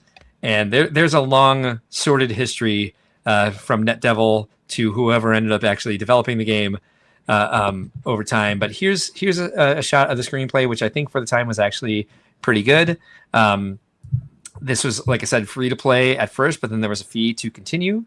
And then there was some really cool artwork for this as well that I found really inspiring at the time. They used to come to the conventions, Brickworld included, to try to promote the game, and they had some really cool videos. They had some great artwork, things that like this medieval building over here off to the side where there's a giant vine and a beanstalk, and this ship down here that's like stuck in a tree or whatever, and a dinosaur fossil, dragons, castle, like some stuff that they hadn't been doing for a while. Intricate, interesting buildings that weren't based on IPs. And I actually found this artwork very inspiring. It was one of the things that I tried to base my, you see there's flying buttresses here, Ben. So of course, I like it. Trying to base off some of the sci-fi collaboration. A lot of the builds I made for that were based off of some of the artwork from Lego Universe. Also, apparently one of the first worlds you explored in Lego Universe was called Avant Gardens. So I probably should have played this, right up my alley, as it were. Real quick, we have Tron says, "I wish that sword had been made in physical form." Hawkeye says, "It's been a while, but I had played it. You could get your own area to build. You can get mini builds that you can just use to build a bigger thing, like castle walls, and you can piece them apart piece by piece." And that's what people have said about, like, it would have been more successful had they stuck to the build mode and drop the MMOPG, because that's what made Minecraft so exciting and successful, is that there was a light story to it that they expanded over time, but that it was mostly about collecting materials and building things. So it was like a true creative sandbox to be able to build in, where the story mode and the build mode in Lego Universe were separate. Tron says, "I have never seen these pictures." Hawkeye says, "I remember this giant slide that I didn't like." Tron says, "But I did hear the game." And so this is the second world players would visit. It introduces newcomers to the basic mission scenarios and gets them prepared for what they will soon come to face. In addition to the storyline missions, there were side missions and bonus activities such as survival and foot races. Players with membership saw this as the first zone to see tameable pets in. The Maelstrom minions here are easy, such as the Stromling Mech, and the Dark Spiderling, born from the Blockyard's boss, the Spider Queen. The minigame here is the Avant Garden Survival. Here you must survive against Stormlings, Dark Spiderlings, Stormling Mechs, and other enemies more difficult to destroy. Avant Gardens is where you can tame the pets, such as the Doberman, Triceratops, and Buffalo. Would I not love this? It's avant-garde, and there's animals you can interact with. I'm kind of upset that I never played this game. Yeah. The question here, why is nobody talking about this? Well, it's like any other Lego video game or digital property. They keep it around for about 3 years, and then they shelve it and they shut down all the servers. 1 year. A little over a year before they shut down the servers because they weren't making enough money. Now, a lot of people said the satisfaction rate and the renewal rate were 87%, which is very high for an MMOPG, but it wasn't selling enough to their target market for them to continue doing it. But they think like a lot of analysts say that they should have developed it more worked on what was working correctly and expanded the worlds inside, because at the beginning there was only 5 worlds. At the end, they expanded that to 5 worlds. So what they were saying is, like, if people wanted to be in here and explore new content, every time they did an update, they were just adding new content to the levels that you had already played. Also, because they were trying to appeal to kids and adults, it took an adult about a day to get through half of the content that was available when it launched. So it wasn't appealing quite to both sides. And in general, the reason nobody's talking about this... Oh, wait, no. Lego Universe is back. What? If you go to LegoUniverse.com, you could play. I don't know much more about it, but it's definitely still around. It's been around in many forms, like fan-built games, and Lego Worlds was kind of like trying to move this on in a different direction. So then if it's back, why is nobody talking about this still? Because they missed their opportunity. I don't think they know about it. Well, when did the Lego Star Wars games come out? Because those are good. Good question. They came out about the same time as Lego Universe was the beta testing was in. So the first Lego Star Wars game came out about a year before this came out, and those are amazing, and those did really well, and they were simple. They were about like building, but they were also about the storyline of the IP that they had partnered with. And all of them are good. The Jurassic Park ones are great. The Lord of the Ring ones are great. And so this was that they kind of had to, like, if you're a toy company and you're trying to like branch out into digital and you've got one thing doing great and one thing that's just kind of faltering, of course you're going to put all your eggs in the basket of the thing that's doing good. And that's the Lego Star Wars and other IP video games. Good question. But, and this is the best answer in the entire slideshow, why is nobody talking about this still? Because of the dong detection software. And if you guys want to go on YouTube and look up Subpixel's video about why Lego Universe failed, it's by far the best, has like some really great sourcing. But Lego was really worried about doing an MMOPG with kids and adults and wanted to really make sure that there was no way to communicate through the game where you could see a phallus. Basically, and what they referred to colloquially as the dong detection software that they were using to make sure that kids weren't in an unsafe environment, which makes sense. But trying to make an MMOPG game be successful in like the world of gaming and try to appeal to kids and adults at the same time, I think is what really killed Lego Universe, on top of all the other problems they had with development. But the best term by far in all the research I did was that they were developing their dong detection software that they couldn't ever really verify was working correctly. Yeah, somebody's got to test that. Right. So there we have it. Why is nobody talking about this? We just did. Now we know. Now we know. Has Lene seen it? No, I have. I just did. I just saw it. That's time to ask that question. And I'm in the right year at the moment. All right, so we got Tron said dinos and mechs. What? The big question is, if it's back, why is Lego not promoting it? I don't actually know. I think the domain probably expired and somebody else is running that. Hawkeye Lego Man says it's like Disney with their games, Toontown, Club Penguin, and the World of Cars online. Sure. Hawkeye Lego Man says all games were shut down. Okay. Tron says I cannot comment on that software. Fair enough. Yeah. So a couple things while we were talking there. A couple things triggered in my mind. Something I want to show you completely later. But when we were talking about Star Wars and that Slave One and how much we hated it, a long time ago, March 23rd, 2015, I wrote this post on Eurobricks. It's still out there. And it was about all of the Slave 1s that had come out because they had just released the UCS version. And so here's a full review of every single Slave 1, including this first one. And you can see when we get down to like the discussion on it, I completely dunk on how terrible it is, including this, wretched minifigure here. And, basically there are still people who would argue that this was the best one because they're just like nostalgia tripping over the fact that it was the first one. But it's just so stupid. They have like these bright blue clips and like the shape's bad. Like nothing's good about it. This was the first one. Here was the second one. It was a Jango Fett version, but it's like 1,000 times better. You can see the comparison between the two. So believe it or not, this post is still out there. You can still look at it. But yeah. Now, unless I'm mistaken, Ben, this is not the first time you've referenced that. I don't think it is on here. Yeah. I don't think it is because this one, it took me forever to write this and do all the pictures and all the editing. And it, it's still something that it was probably the best thing I ever put up on Eurobricks. Was that part of the Reviewers Academy? No. Well, so what happened was I was desperately trying to get a set to review and I kept getting passed over. And I was, wasn't happy about that. Someone else did the Slave 1 UCS review, but they managed to get enough funding to send me any one set. And I said, well, I still want the Slave 1, but I'll do something different because I just didn't want to do a, review of the set. Right. Since we already had one. So I just took a look at every single Slave 1 that was out there.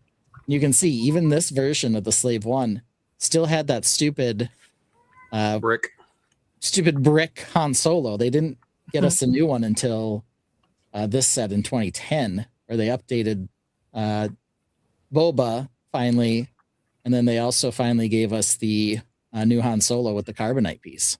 And this brings me back to Ben Hauger's patience, because the entire Reviewers Academy, the way we sent sets to people wasn't convoluted. We were trying to be fair, but it took people who were doing a lot of work for us and just made them wait forever to get something. But we had very few resources for that at the time. Ben patiently waited and got what he wanted and did an amazing review with it. But today, the first text I got this morning from Ben was I don't have any silliness. I don't have any good ideas. And I'm like, I don't either. Let's just skip it. But there's no news. He's like, I've got a dumb idea. I'll just do that. And I was just like, I could also do what I was working on last week and just make it work. How much news is there? And so he's he's working on his stuff. And I'm like, my segment is titled this. And I'm sure he was like, dude, I asked you to do one. You said you wouldn't. So I started doing one. And then you did one anyway. I did. Sorry, Ben. Do you want to see it? I would love to see it. So I was talking as you.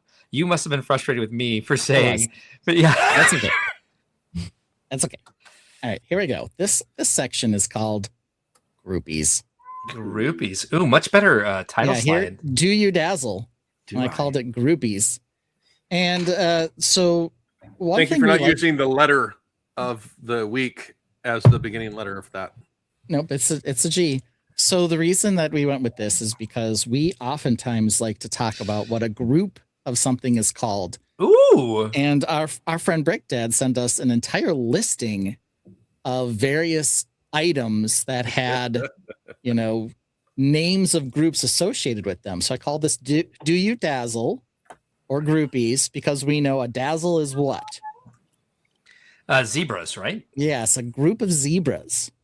So as it turns out, and I knew this, Lego also has groups of things that we call by particular names. So let's get into it. Mark's already laughing. What do you call a group of marks? What's a group of marks called? Anybody know? Cool kids. Zebros. An otter of marks. Good. You're actually right on it. Otter pile of marks. That's what it's called. So if you see more than one mark, it's an otter pile. There's a group of them. Next up, what is a group of Linnaeus called? Have you seen it? Has she seen it? No. Dabblers. Dabblers. I was going to say dabblers. Yeah, you guys are all incorrect. It is a nursery of brick babes. That's what it's called. Look at that nursery of brick babes. That's what it's called. Okay. Right, we've got some more here. What do you call a group of brick dads? Stash. Yeah, A stash of brick dads. What do you call these guys? Pistachios. A stash. I'm not wrong. No. I believe it's a tiger cruise of brick dads. Tiger cruise of brick Where did that dads. picture even come from? Did I take that? It certainly looks like a selfie. Yeah. I was like, I don't even remember. Unless somebody was like, "Hey, Chris." Who knows? It was brutal. That's Akron Rapids. Yeah. I recognize the venue. Oh, that's start of the Okay, yeah, I got it. Never Oh, mind. lime green. That was 2024. All right. What about a group of Vinces? What's a group of Vinces called? I have no idea why there's a red dot on your cheek, by the way, Vince. Big Somebody's trying to Mac. snipe me. Max Packs. I don't know. Yeah. A Happy Meal. Anybody have an idea? of A Max. Happy Meal. A An Happy Meal of Max. Okay. An axolotl blindness of VMAX? An axolotl blindness of Emax. Yeah. No, it's end of days. That's just if there's more than one of them, it's like I was so lucky. you're done, right? A group But it's of not giants. just- Yeah, it's a 6-7 of Vince's. No, end of days. If you see more than one Vince. Oh, a 6-7 of Vince's is good. Yeah. Yeah. What about this? What is a group of this creature called? Salamanders. Vince can't see the slide. You're going to need to change it. It's it is a blindness of axolotls. It's a blindness. Congress of Salamanders, you morons. Because everybody knows these are not axolotls; they're salamanders. Ladies and gentlemen, gather around for a mystery Vince can't wrap his mind around. Vince sees an axolotl, says that's a salamander, right? Cute little salamander, confident in his 6'7" might. Feathered gills, goofy grin, living fully aquatic. Vince says, same thing, bro, and that's where it gets problematic. He's got axolotl blindness. Oh no, here we go. Can't tell a salamander from a pink little brony. On regeneration facts just slide right by. He says, looks the same to me. Bro, nice try. He's got axolotl blindness. Oh no, here we go. Sees an axolotl, says it's a salamander, yo.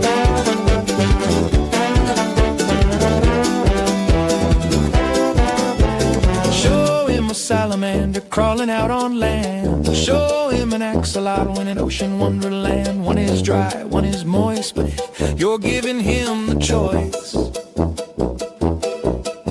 Vince knows with blind belief they're clearly the same as far as he can see. We tried diagrams, charts, even zoology links, and he nods like he gets it, but we know what he's thinking.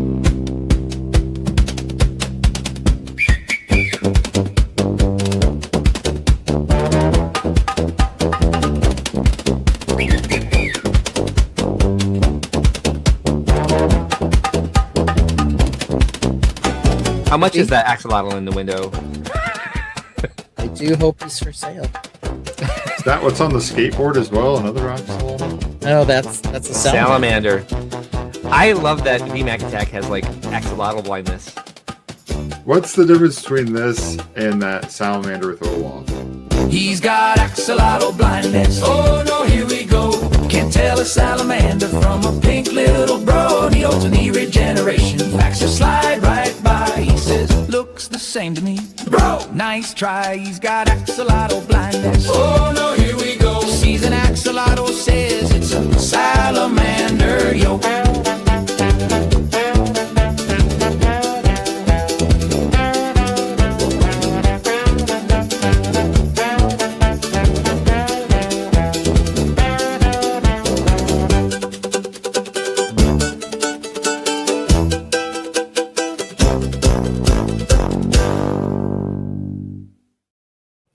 All right. So moving on, we've got some Lego parts too. What is a group of Lego bricks called? Landmines. I was gonna say an ouch. Well, maybe you guys will start picking up on a little bit of a theme here. Because what I figured is, it seems that Lego people like alliteration because this is a bunch of bricks. Ooh, okay. Okay, so what about this Lego element? What is this called? A group of these? Pile of plates. Pile of plates. Obviously, pile of plates. I would Nailed say a it. tower of tiles because I couldn't see the studs because my vision's starting to go. Yeah, I thought they were tiles too. Right, how about these? Jump. A tower of tiles. Oh wait, no, it's a junket of jumpers. A junket of jumpers? Let's see here. I think that this, of course, is a jumble of jumpers. Oh, nice. Jumble. That's clever. That's Jumble of clever. jumpers. That's what they're called. How about this? It's, No, it's a mini Pigs. it's a mess of minifigs. mountain. Mess of minifigs? A mountain of minifigs. Linnea. Ooh. Mountain of minifigs. Real quick, Sean is offering says this month's kids Lego magazine has a feature to find the axolotl and find the salamander. Vince, you're out. Sorry. We need that. If we don't have it already, because We need to run that on this show. they forgot Yeah, to we kick my kids out when they got too old. We still get it. Thank you, Al. And we're gonna work on your song soon, I promise. What about this? A snowdrift of stormtroopers. A drift. Wow. Drift of troop. 100 plus a pound. That's what Jazzy calls them. Let me see a snow, not a snowy. A trove of troopers. Dongle of door knockers. But they're snow troopers, right? A dongle of door knockers. These are actually first order stormtroopers, but I do like dongle of door knockers. Me too. But just so you know, the door knocker's actual name is Knock Knock. That's okay. This is a troop of troops. Oh, that's nice. Yeah, of course it is. What about this? A pile of pins. Pile of pins. Anyone else? A collection of connectors. Connection of collectors. I like it. Bunch of I like it. axle holes. A bunch of those in front of me right now. It's a plethora of pins. Plethora of pins. Nice. Yes, you say I've got a plethora of pins when you. I like this it. in I front like of it. you. I have That's a great. plethora of pins in front of me. What about this? A ton of tires. This ton of tires. I like that. Like I that. have a pin that looks exactly like that. Yeah. What do you call it? The A car bin. tote of tires. A tote of tires. The box that stinks. Yeah. Well, you'll notice that they're not all tires. Some of them are just straight up wheels. Yeah. Mm. So It's a web of wheels. Oh, good one. yeah. A Dog Hobby says it's just tired. Tired of tires. I'm tired of tires. Another guess. No. This is a wad of wheels. They come in wads. This is what I say. Oh, that's just in the wad of wheels over there. Because they get gummy and they stick together. It's just a whole wad of them. Just a big mess. Who's the world's biggest tire producer? There you go. There you go.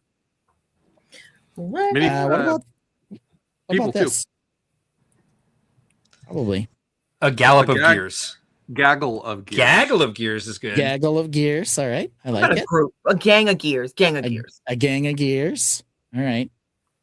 You guys apparently didn't know that this is a gluttony of gears. When you have this many, it's a gluttony. So it's a gluttony. Wagon Good wheel TBCs, Wattis. so it's a All minimum. right. Wagon wheel Wattis. Oh. Wheelie much. Another good one here. All right. How about this? What are these? A cockpit of canopies. Ooh, canopies. I like it. They're not just Cockpit trans canopies. pieces. Collection of canopies. They all appear to be some version of a windscreen or canopy. Okay, got it. A crotch of cockpits. Oh, a crotch Okay. of cockpits. I A win. jock strap. Not bad. Not bad. Taint of trans. I believe that they say this more in England when they see it, but this is a whack ton of windscreens. Ooh, I like whack ton. A whack ton of them. Where's So London read- calling when we need their help? Reads and read. I don't know. Everyone's just saying read. Yeah, why? Yes. There you go. Oh, a group of class. Yeah. So they're transparent, so everyone thought that Reed wanted them. What about this? What's this? A tangle of tri leaves. Tangle of tri leaves. Nice one.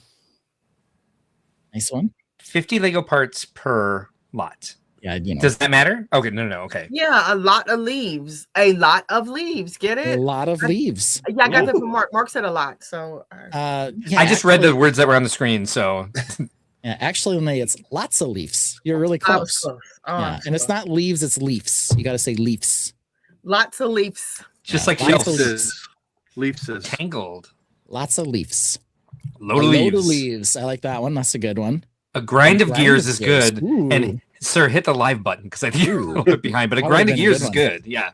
Yeah. And hit How the about like button. this? Shit ton of shields. Ooh, shit Yeah. ton of shields. I like that. I do too. like show off shield something. It looks What's that showy. scarab one from? Yeah, they had a line of Pharaoh. I think Pharaoh's Quest or Pharaoh something. A chevron of Yeah, shields. Chevron of shields. I like that. This is A show of this is a shields. syndicate of shields. Oh, man. That's not Syndicate. alliteration.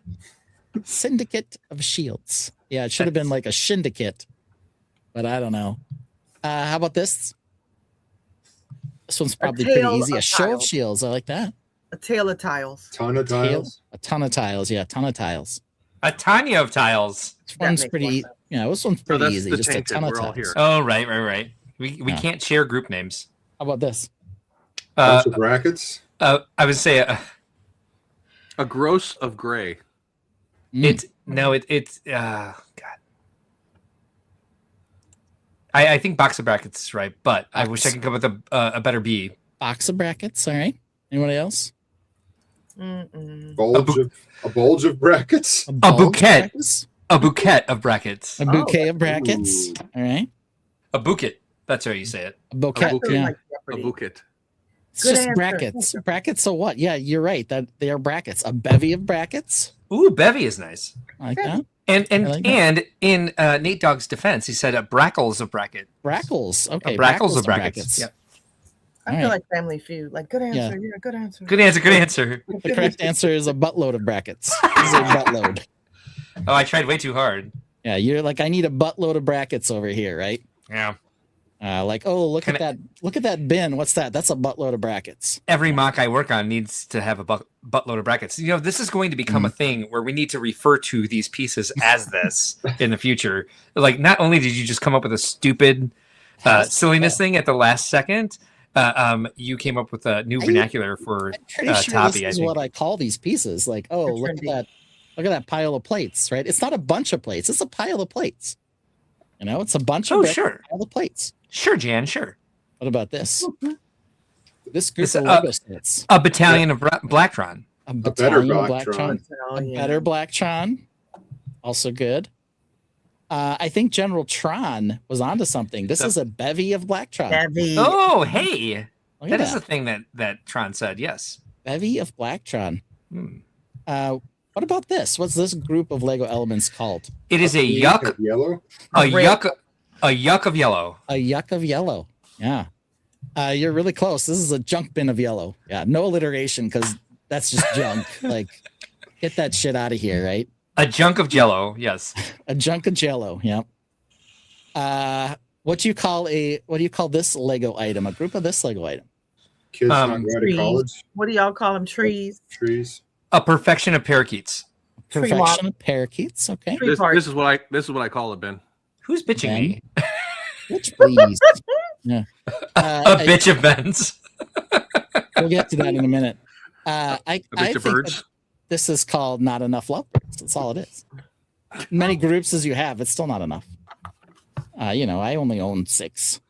Back ordered of birds. A back order of birds. That'd be I a like good. it. That'd be a good one too, Don. All right. How about this? What was a collection of this Lego item called? A ton of trophies. Ton of trophies. Nice. Good one. Anyone else? I like a ton of trophies. Wait, who just paused us and why? I did. Because once again, Ben's showing off. Show off, then. Hashtag pauses for innuendo. It is. Well, Brick Dad, you're not wrong because this is called a boast of Brickworld bricks. Oh, nice. You call it a boast, and there's a follow up to that, which is someone who posts a boast is A brag. brag, A brag of boasts. brag of Brag of boasts, brag of brickles. A brag of I like the brag of pickles. Yeah, I'm pretty sure the right answer is honestly kind of a jackass. I'm all for I it. mean, Post your stuff. you know, whatever. Post your win. Yeah, so that's our segment about groups. We learned That was a great. bunch of groups, buttload of brackets. Free to use that. Everyone who wants to talk about a buttload of brackets. A grind of gears. Grind of gears. A I grind like of that. gears, yeah. That was a good one. Yeah. A bevy of Blacktron. So I only have 2 Blacktron vehicles, not yet a bevy. not a battalion yet either. It's just Ben's got a barely a Blacktron. Yeah. It's so I just have some Blacktron bros. A bromance of Blacktron. Yeah, a bromance. Yeah, a beefing bathing. Never mind. Yeah.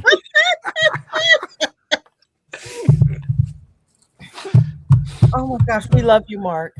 Thank you. I don't know why anybody would say We that. love you, Mark. Dear Lord. Yeah. Why would anybody love Mark? Sure, Jan. Yeah. Yeah, I don't know. I tried. General Tron's is off to dinner. Catch the rest on replay. Yeah, General Tron, you got bevy. You applied that to brackets though, which was clearly buttload, but you were close.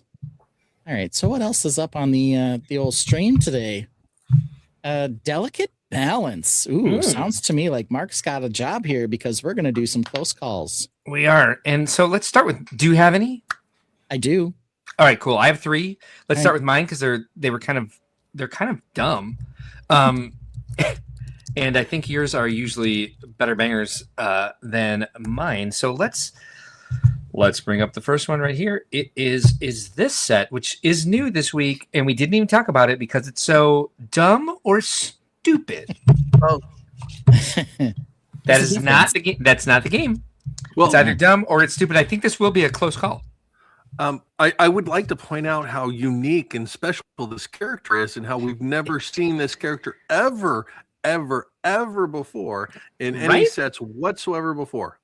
So I listened to a Nintendo today say, we just got news about Lego's first Animal Crossing set of 2026, and it's Tom Nook's dumb balloon, whatever it's called, Tom Nook and the Flying Present. And he's like, they released it like he had a whole philosophy behind it. The reason they released the set is because they just discontinued Nook's Cranny, and we should be able to still get this figure somehow. And so but yeah, okay, thank you, fair. Why do we still have the stupid plate that's supposed to create terrain? I have a question. Yeah. How's he supposed to pop the balloon? I know he does not even have a slingshot. Thank you. He's gonna chuck that coin at it. He's just gonna wave at it. Take a bell. He's gonna throw a bell at that bitch. Right? He's gonna throw those non-Animal Crossing flowers at it. Yes, Yeah. that. And if they're gonna make everything about like scale, and that's why this Animal Crossing set sucks so much, why do they Photoshop in the Animal Crossing flowers at like 1/4 the scale that they show up to the characters in the game? Joseph's going with dumb. Mic drop. So he just went that. I'm gonna say it's more stupid. You know? Why don't they just do a CMF at this point if they're doing that? Or why don't they make every Animal Crossing set a polybag? This? Yeah. Because this is going to be like $5, and what are CMFs now? Like $6? $5. This is They're going to $5. be Yeah, Yeah. $4.99. So I don't think this will be This will appealing be enough. $6. You guys have even said before you don't think it's appealing enough to make a CMF line out of. I mean, I understand. so I understand. I want a CMF line. I do too. I'm not saying that I don't want it. I'm saying that I don't think it would sell because not enough people are into this. I can tell you right now that I think a CMF line would sell better than this. I know, Than right? a polybag. people would Here- buy them for the outfits and accessories, even if they weren't into. 100%. What outfit Yeah. and accessories are in this? I'm just saying, if you had a You know, CMF one, and each the one Nook- had a unique top and like all that. And there's a I lot guess- of really great clothing items in the game that they could like emulate. Like here, Oh, I've got Fuchsia with this like cute ass little like summer dress. Like people would be interested in that without the fuchsia arms, of course. But like you can turn that into a regular, yeah, all sorts of things like Poppy's lederhosen. You know, good thing I have these right by me. We have even Possessed Goldie has like a good like Little House on the Prairie Sunday best cardigan on. Sunday's best. Sunday's best. So I guess I would state the current CMF line are a bunch of minifigures and animal costumes. So it's right? like people want Not plants. figures as animal costumes, but they Not don't plants. seem to want anthropomorphic figures. No, they just want the costumes. So I was right. Dumb wins at 57%. Until just now, it was 50-50. Yeah, I think it's stupid. I think it's past. Dumb is like a mistake. Stupid is when you purposefully plan this out. You're hiring people, you're paying people to put this together as a set. This was just stupid. It's stupid as a waste of resources. It really is. We could have gotten so much more. We could have gotten a tank minifigure. Yeah. Well, I Or don't. one of the tigers. Facts. Yes. Or Apollo. Or Avery. Or Sid. Coach. Or Roscoe. That annoying kangaroo. Is that one? But Yeah? they did the same thing with Walt. Was it Walt. Fuchsia? Who had the painting one? Because Maple was different, but they did the same thing with It was the stupid unicorn. yeah, I'm sorry, it wasn't Fuchsia. They did the same thing with that one with the painting. It was exact so so I don't know why they're marketing Animal Crossing like this. Like whoever is over Animal Crossing has no passion for it. I don't think they play the game. I don't think they're not us. They're not like us. There's a collision of. Go for it. No, you go. I was just say if they just did like 20 sets of like that Celeste with the different characters, that would probably move like that. I don't even do Animal Crossing. 100%. I got that Celeste set because it was awesome. It's baller. Yes. So I think there's a collision of Nintendo brands happening all at the same time. Zelda, Pokemon, Animal Crossing. Animal Crossing just kind of get like squeezed out down the sieve of like, meh, too much happening at once without it being released at the same time as something that was actually happening with the Animal Crossing property on Nintendo.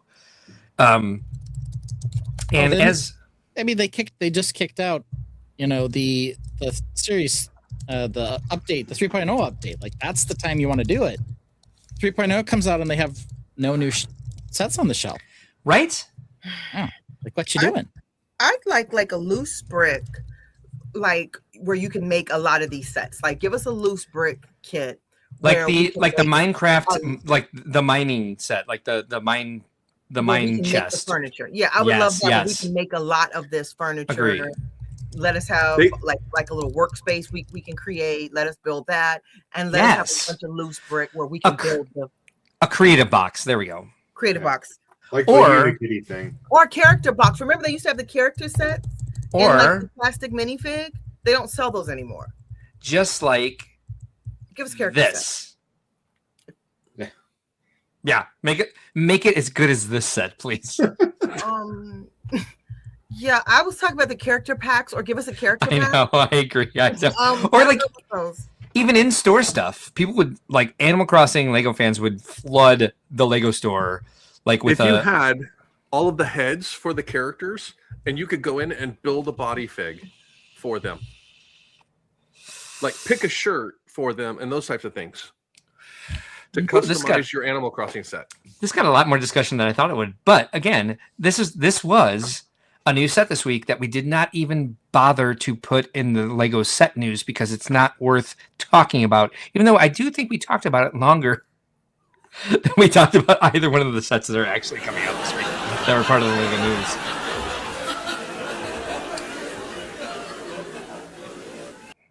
Ooh, satanic laugh track is good. All right, so did you start playing Animal Crossing before or after you watched Brickworld Crossing? So the question here is, it's more of a poll than an actual close call.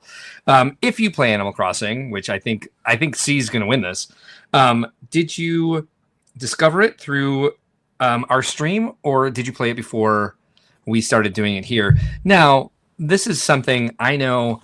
Brick Dad is B, Ben is A, Lene is A. VMAC? My daughter plays it, and I'll go in and like do it sometimes, but I think it was probably about simultaneous. So you have played it? Yeah. Oh, I design a lot of outfits with the custom codes. Yeah, no, like you can go in and like just draw on the shirt prints and all that. Yeah. Yes, that's called custom codes. And we need to see yours. Use any codes though. I just made a bunch of my I made my sig fig in Animal Crossing outfit. Are you in bed before 11 on Wednesdays? Right. I should be in bed now. I have to be up at 4. The reasons, well, that's your problem. The reason they're called custom codes is because once you create the design, you can create a code that you can share it with other people. I did not know that. You're all good. But custom designs, I guess, is the app on the Nook phone. We need to see them. Yeah, I don't know how to. Mark is going to I smack. don't know how to get it onto this. this. How do you tell the Switch to be on this?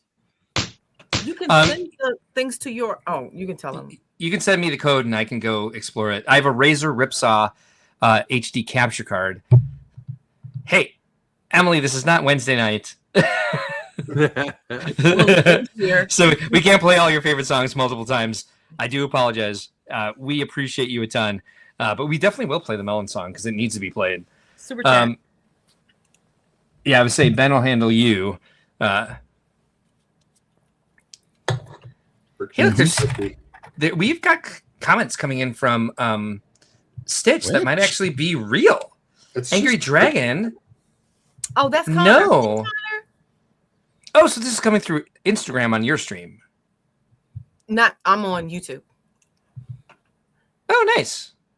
Brick Dad is on Twitch. Brick Dad is, but has Lene seen it? No, that's my friend Connor. Okay. Right. Yeah. Wow. You know what? We've only got 30 seconds left on this, and 50% of the people voting tonight played it before they watched Brickworld Crossing. That means 50% of the people voting play it, which is great. Brick Dad is everywhere. GameCube version is the best. Well, that's your opinion. Opinions are like buttholes. Everyone has one. They all stink. Banned for less. We have banned for less. We have, but you know, mostly by accident, but sometimes for less. Also, welcome to the stream, and thank you for joining us tonight. And we appreciate you sharing your opinion. And it is valid because it's your opinion. So, oh, hey, look, we're done with this one. And I still don't play it. Actually, ended up winning it 55%. So that means there's only a small percentage of people who started playing it after they watched Brickworld Crossing. Small percentage of nothing. It was 0. Nobody voted. They started playing it after. And Brick Dad didn't vote. I did. Well, yeah, sure. I did, but yeah. But you didn't vote. Well, that's. Yeah. I was on Twitch. Sorry. Thanks a lot. Posted there. Jerk. All right. All right. So last close call from my list is: do you follow Duplo news? Ben, I know your answer. I'm aware of the news. Do I pay that? How much attention do I pay to it? 1%. I think you kind of like hate it. So Bill Bartley says, Animal Crossing New Horizons got us through COVID. Me as well. Yes. And a lot of other things that were happening at the time. With the bidness, gave me a purpose. You know, I gotta go meet Tank, my new boyfriend, every day. But yeah, Animal Crossing New Horizons became like a phenomenon. During the pandemic. Phenomenon. Yep, we got it. But yeah, so the reason I asked this question is because the set here on the right keeps showing up in like the newest Lego sets every time I check out new Lego sets on Lego.com. And like these colors are awesome. I was hoping it was a creative box, and I've gone to sleep since the first time I saw it. So I wake up again and be like, oh yeah, what creative box is this? Oh damn it, it's Duplo. Yeah. But I do want to. I do wonder how many people are enough of Lego fans to see what Duplo is doing. Not even to say like they buy them, but just do they see what products are coming out in Duplo? I see a very distinct similarity to the set on the right to something that we will be doing more of at Brickworld shows. Brick Derby, yes. You can have a ramp. I can. We don't. We have. Wait, what? We do have ramps. I don't have a ramp on the Brick Derby track. The ramps are for the stunts, aren't they? Oh, yeah. you mean the loop? That's not a loop. That's a ring to jump through. Like jump through. Oh, it's a ramp to jump through. Ooh. That would be easy to do, actually, with what we do A have. stunt ramp. Yes. Yeah. Okay. Well, that's not the game. Yes.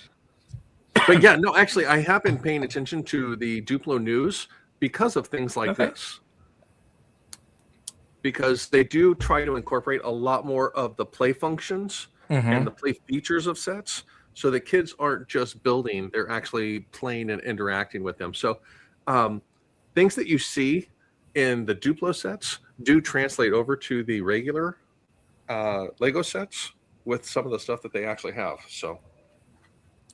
So real quick, this is about the last question. This was a big moment in Animal Crossing fan history when Isabel was excited. When Isabel was excited. When Isabel was announced to be one of the players that you could play in Smash Brothers. And now they have the villager. They have both villagers. They're the male and female villager. And I think Tom Nook too. Am I wrong? Or might be. I think it's just Isabel and the two villagers. But they have an entire Mario Kart level. And my phone was being very finicky. So although I tapped for this timer to start, it did not. So we're going to give it about another 30 seconds to see what the answer is on this one. But no is winning currently at 73%. So people don't seem to really care about what's happening with Duplo, probably because we're adults. However, I have used several times the Duplo 1x2x3 brick to create supports in the center of some of my creations. They stick together pretty well with 2x4s. Those big just the two plates characters. they're not so bad for doing like a roof or like a floor. And Like here? Like this lime green one here at the Yeah. bottom of Mickey's thing? Oh, okay, nice. Good to know. And then they kind of separate easy if you wanted to play it. Have you ever used these smaller plates for anything, like structure wise? Not the small ones, but I have used the big ones. Okay, good to know. I'm going to go ahead and end this at 77%. No wins. 77% of the Tainted with 13 votes does not follow Duplo news. Okay, good to know. I do, because I think, like, for instance, Duplo's very good representation. I like that about the Duplo line. And the animals are just so cute. They're just cute. They remind me of Punch. And how cute Punch is. And Duplo's been good with representation since the mid 80s when they had that dollhouse, which we discovered. I talked about this once on an Instagram post, and somebody said Pixar didn't happen. And I was like, I can't find my catalogs. I couldn't find it online. But live on this show, we found evidence that they had, for the Duplo dollhouse in the mid 80s, it was a unpopulated dollhouse, and then you bought the family for it, and you could buy whatever ethnicity you wanted for your Duplo dollhouse. So Duplo has been representing for a long time. Duplo reminds me of little people. Like when I think of Fisher Price. People, yeah, like Brickheads or like Pops. I think Duplo just reminds me of the little people. They've also got baller lifestyle shots. Do they? Do that? Yeah. No, I remember this. They're just crazy. It's like two kids playing with that ramp, and it is in quite the brick. That if you don't mind, bringing it up, we can take a look at it real quick. Or I can if you'd like. Yeah. Let me. The ramp. Yeah. Yeah. I looked at these and I was just like, the kids are adorable. Oh, somebody thinks Duplo is overpriced. Well, I mean, it is. They're big. They're big pieces. So, like, this has got 111 pieces and it's $70. I mean, It's also a very short service window. Like, I don't know, or maybe it's because A-Fools push their kids into regular bricks quicker, but like it's only like a year or two, and then they're in bricks. These chairs aren't only mismatched by style; they're mismatched by height. There's a bar stool with a green moss blanket on it, or some sort of hoodie, and then like a smaller wicker chair. the smaller wicker chair looks like it'd pull up to that couch nicely. The other one's like, or to the table. It's like a coffee table height kids chair. Lenny, these are all Animal Crossing items too, by the way. Sure they are. I think I built some to put in a hotel the other day. Here's another chair that was not in the previous shot. So we do have a multiple chairs here. We get different rugs. We got a pillow here, and of course the wicker woven table up here in the corner. Yeah, to make sure that we cover everything. Yeah, exactly. The houndstooth pillow. Yeah, like the set literally just by itself. At least it's not in a void. There's a giant paper lantern in the upper left there. How low is that hanging? Can you even sit on the couch with that there? No, it's like a hairdryer level. Yeah. Does We your have like lantern laying low? drawing over there. It's not like the angle. Oh, Charlene, it's the angle. Whatever. I think Don't be so practical. Thing's spinning too. Look at it. It's only spinning. Oh my gosh. It's probably because someone tried to sit down on that couch and bonk their head on it. And now the thing's spinning. Yeah. Oh my god. Smokey says, my sister is having a nephew. I will keep an eye out, but likely would not buy full price Jones. Yeah, I mean they're expensive. The Duplo? Sure. And I definitely got my kids some Duplo, and my wife keeps saying to me, "We got a bin of Duplo in the laundry room. Actually, 2 bins. What should we do with them?" I'm like, inner structure for a big build. Yeah, they're I know gold. Theoretically, what I should do, but I'm not going to. Why do we need to do something with them? Because they're taking up space. I don't know. Because she's like, you can only have 3 closets of shame, not 4. I don't know. But then if you just move it into the garage, then you can build your F1 cars there as well. Right. All the F1 cars that I have. Yeah. Well, I can help you build them if you need help. Oh. Well, they have them in Duplo also. If you wanted a Duplo F1 set. All right, well, let's bring a close call that I want to know, which is, in your house, when does the battle to not eat the last piece of pizza begin? Stop. In your house? Mark, I was doing this on my phone at the arcade, okay? When does the battle also not eat the last? What is happening? Begging? I can't. I'm out. Good night, everybody. Okay, just forget that. Okay, so does it start when it's 2 slices left or last slice only? In my house, my wife, like if there's 2 slices, she's like, I don't want to take the one before the last one either, right? Just take both of the last 2. Jeez, and Pete, it's leftover pizza. Wow, VMAX just taking them both. It's going to take the one with 6 or 7 pieces. It's yeah. Well, it's leftovers. Who's complaining that somebody ate the leftovers? It's usually the opposite. Eat it. It doesn't say leftover. It just says there's left. What are you talking about leftovers for? Yeah. We'll ask, but we split it. So if no one, it's like, yeah, I want it, then we split it. Yeah, that last slice in my house will sit there forever. Mm-hmm. You guys 2 are like, slices? No. Yeah. No battle. The staff room? So no one else over orders pizza and there's leftovers? Yeah. Yeah. Well, I'm in Chicago, so eat the pizza, right? You get a Lou Malnati's deep dish. Yeah. Oh my gosh, yeah, that doesn't last. It's yeah. Have you had Ole's in Fort Wayne, Mark? No. This year, I'll bring some Ole's to awesome or something. Looking so forward you can to only it. eat like 1 piece. It is like 10 pounds of cheese. It's like a that's what I'm talking about. I need 2 slices then. I'll bring in what a if they're small the last 2? Feed the entire convention. Looking forward to it. I'm hoping that everyone wants to say that they only care about that last slice, but I have a feeling some people are like, no, we can't. That's we can't even take the second to last one. That's where polite kicks in is 1 slice. Okay. Go ahead. This is the only choice. I was just gonna say this is the only choice right here. What Dawn's saying, eat the pizza. Eat the pizza. Facts. I don't know. What can I say? This is just maybe it's a Minnesota issue, Minnesota thing. I don't know. It's just like Midwest nice. We're too nice to just eat the damn pizza. Yeah, at Brickworld Indy, we always buy pizza for the displayers.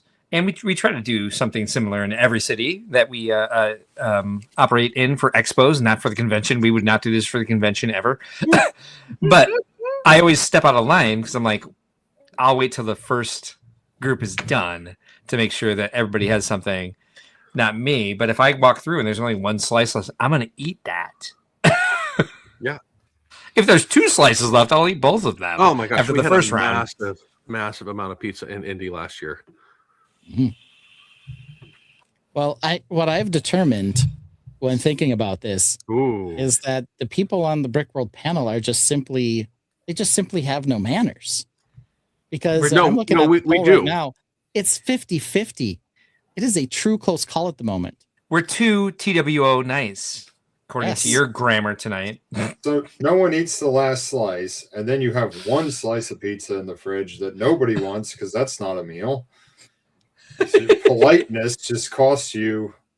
Okay. And the box takes up most of the fridge. Like it's just one piece. You don't want to put it in a Tupperware. I'm going to throw this out there.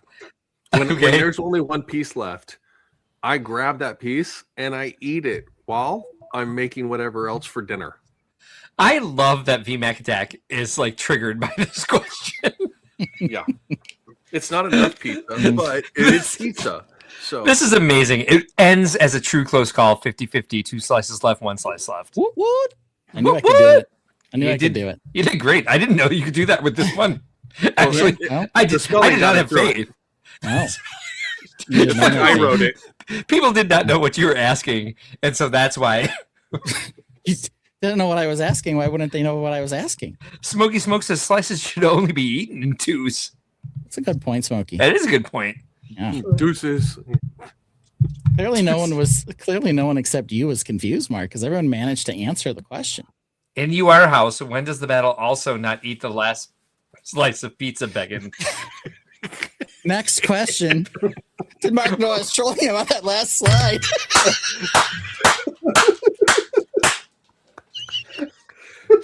Thank you, everyone, for showing up tonight to watch the stream. It's been a pleasure. Thank you, guys. Did Mark know N-O? The part you can't read because the font is teeny tiny says, and this one too. Now, Mark, before you put up that poll there, let me know when you put that up there. Is it ready? Honestly, if you guys are watching, the only option is A. He just thinks you're possessive TUM. Oh, yes, he knew in Plato.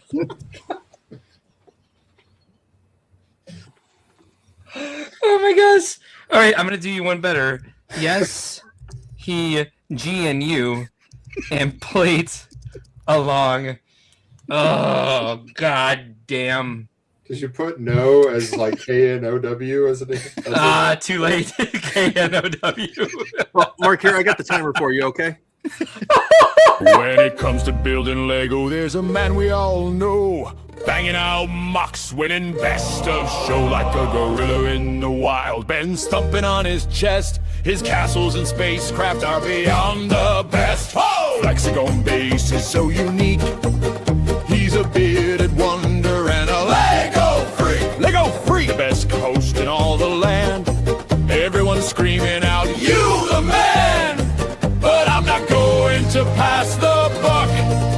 His opinion on sets just sucks. It sucks. It sucks. Really sucks. Really sucks. Sucks. Sucks. Sucks. Fucking sucks. Fucking sucks. Don't get me wrong, not trying to be crass, but take your opinion and shove it up your ass. He tries to tell us what's good and bad, like some egotistical Lego cat, creating games we love to play. Then all of a sudden I hear him say that a set I love and wish I had is somehow now magically bad. That's when I know his opinion just sucks. It sucks. It sucks. Really sucks. Really sucks.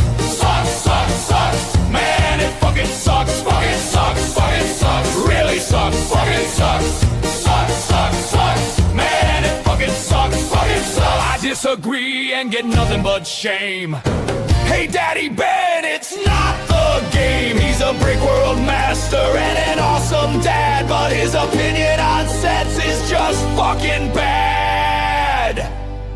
At the top of his game, formidably, but I think he likes Scala secretly. The Tainted and I, we are probably tore, but his opinion to me is like Galena. Oh, it sucks, really sucks, really sucks. Sucks, man, it fucking sucks, really sucks, man, it fucking sucks. It's UCK sucks. It sucks, fucking sucks.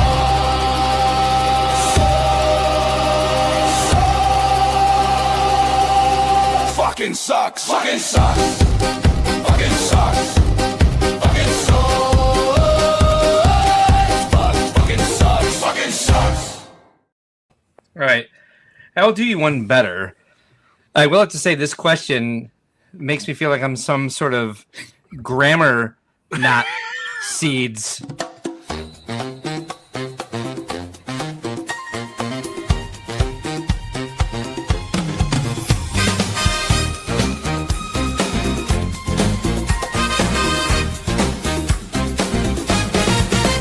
I went looking for sunflowers, a packet of seeds.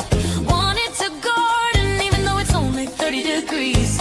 Winter don't scare me, I'll plant in the snow. But what showed up, man, I don't even know. Followed the instructions, added every part.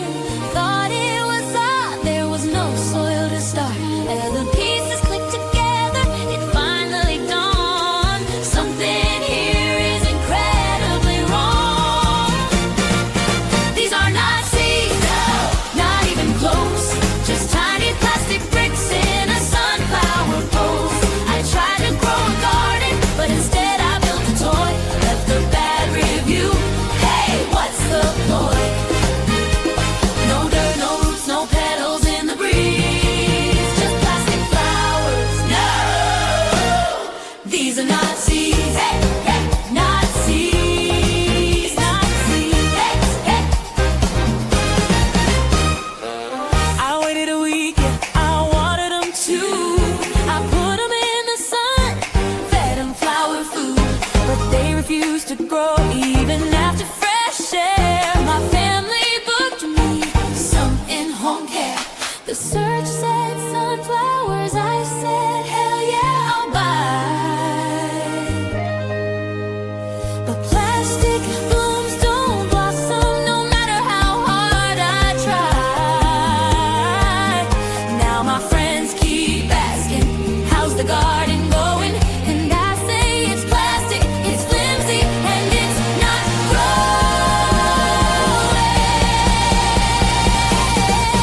These are not seeds, no, not even close.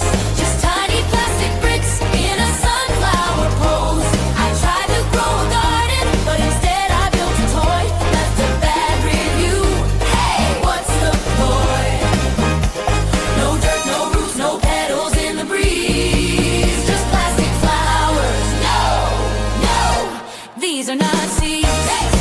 Not seeds, not seeds. So if you want sunflowers, take it from me. Read the listing twice, 'cause these are not seeds. These are not seeds. These are not seeds. These are not seeds. No, no dirt, no roots, no petals in the breeze. Just plastic flowers. No, no, these are not seeds. Not seeds. Not seeds. Not seeds. Not seeds. Not seeds. No, no, these are not seeds. Okay, so yes, Joseph, there is a lore to this song, and it's basically there was a 1-star review on Amazon for the sunflower set, and that they were not seeds. We have a 4-minute video up on our YouTube channel that shows the entire segment where I revealed this review for why the set got a 1-star review. And also you can see a little bit of a hint towards that in our intro video. Emily voted yes. She thought I was in on it. And yes, we will definitely get your song before the end of the evening. But in the meantime, okay, before we get to the last close call, can I say that that was as fun, if not more, of a fun surprise than Star Wars villains that rhyme with mock. Hey, I had to hold it in pretty strong when you were like, dude, I was like getting mad at the grammar, and I was just like, triggered is the word. on. Triggered. I was like, what is happening right now? That was clever. That was very, very, very well crafted. And yeah, 100% you got me, despite what Emily thinks. Damn, dude. You're leaning into it so hard at the end too. You're like, nobody got it because your grammar was bad. And that was so. Oh yeah. Oh no.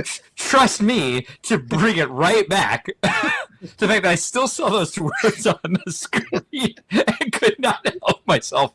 Yeah. Well, yeah. I am who I am. No apologies. Sorry. Just real quick, for Ben. Yeah. Yes. Thank you. Yeah, seriously.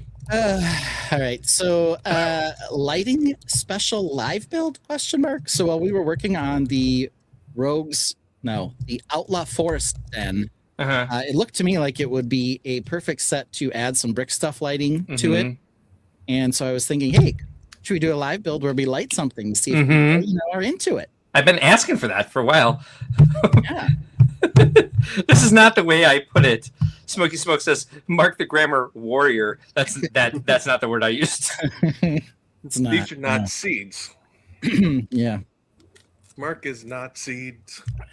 Mark is not seeds. Yes, you are correct. Justin says, I one time played Lego Community Jackbox games. Oh yeah, Jackbox. Okay, never mind. I'm like, I don't understand those words together, but I do. Jackbox is an app. And the vibes reminded me of this. We made some crazy t-shirts. Oh, nice. We should play Jackbox live, actually. That'd be fun. You guys ever play Jackbox? I think I have once. Crank the thing and it. Yeah, that's Jack in the Box. Jack in a box. No. Jackbox it's kind of like a it's party games. Yeah, it's like a party game, but you do it on your phone, so you can do it over. It was big, of course, during COVID. So you can do like a party game together by using an app to answer and vote on questions. Oh, that's cool. Yeah. We did a how much do you know about Matt Feldhaus for Matt's 50th anniversary. 50th birthday, sorry, 50th anniversary. Who, what? 50th anniversary of his birth, so you know. Hi, everybody. I feel like I accomplished something today. Oh, you really did, man. Something substantial at that. My stomach hurts, and also my neck from laughing this hard. Like damn it, I walked directly into that one. Yeah, he could. Even if I'm like typing quick, and you have a fat thumb on the text, he still calls you out. He's like, "That's the wrong your." I'm like, I know what the right your is, Mark. I'm just typing you a message quick to convey something while I'm taking a shit or whatever. Like, I'm just trying to get this out here, and he's grammar not seeing me, so I'm like, all right, you're in for it. So Ben, you hit Mark with that harder than COVID hit Brickworld. First year he bought it. was up there. Oh my gosh! Ouch. 100% that, yes. I found the set that we need to do this lighting kit for. Oh, what do you got? Ooh, what do you got? Oh God. 40. In case you weren't burning your money enough, you can spend another $40 on this stupid helicarrier. But the price we should do this so everybody can watch you build it, Ben. Oh Yeah. God.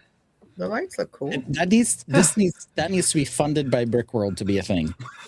Why don't you like spend even more money and buy a drone to attach it to and make it fly around all lit up? Yeah, why not? Oh, what do you know? This one, thank goodness, at 100%. Right. Yes, Yeah. we need some lighting tutorials, mostly because I want to know how to do it. Now, are you going to do brick stuff? Or are we going to have... Well, so you do one with brick stuff, and Brick Dad does one with Amazon with the plug-and-play stuff that he Yeah, uses? sure. That'd be great. yeah, I actually, love that. for this one in particular, I was thinking because Brick Stuff has like a medieval lighting kit. And so I was like, oh, if I could get one of those, because then anybody can go out and get one and potentially see if they could insert it into like the Rogue's Den. And I'll just show you a few of the things I do. Some of them aren't, sanctioned by anyone. And they don't, problem is, with Lumi bricks, we have special slotted pieces to run wires. You don't have that in Lego, so you got to get a little more creative. Mm-hmm. But I think I'd be able to do it on the Rogue's Den, and I think it would look nice. I think it's a good set for it. Keep saying Rogue's Den, but it's the Outlaw Forest Den. I like your name better. Yeah, whatever. So, so that was kind of the thought, and so I have an unused one of those, and give it a try, and do it live, see how it goes. Well, before we finish up tonight, I would say if you haven't already, please like and subscribe. And if your name is Emily, then we'll just go ahead and give you this. I'm no cactus, but I'ma give you a stick. He got a stick. I dug for a carrot and I fell on your stick. I thought it was corny, but how could I have known? No. You scanned my box, scanned my flower. You put me on a pedestal with the plants you desire. You wanted a plant, but chose a slice instead. A slice of melon.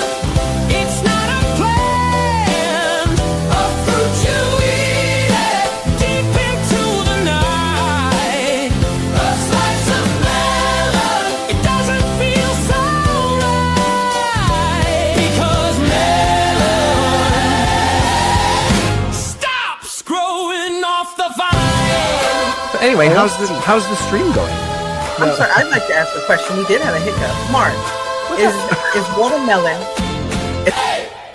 Like peas in a pod. I'm falling out. It started out spicy, and now I'm seeing red. You'll never get me in that peely bone disguise. A slice of melon. It's not a plant, a fruit you eat it deep into the night.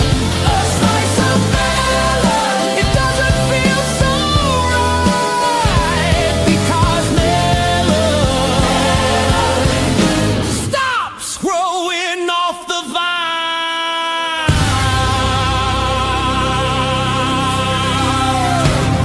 What happened here tonight?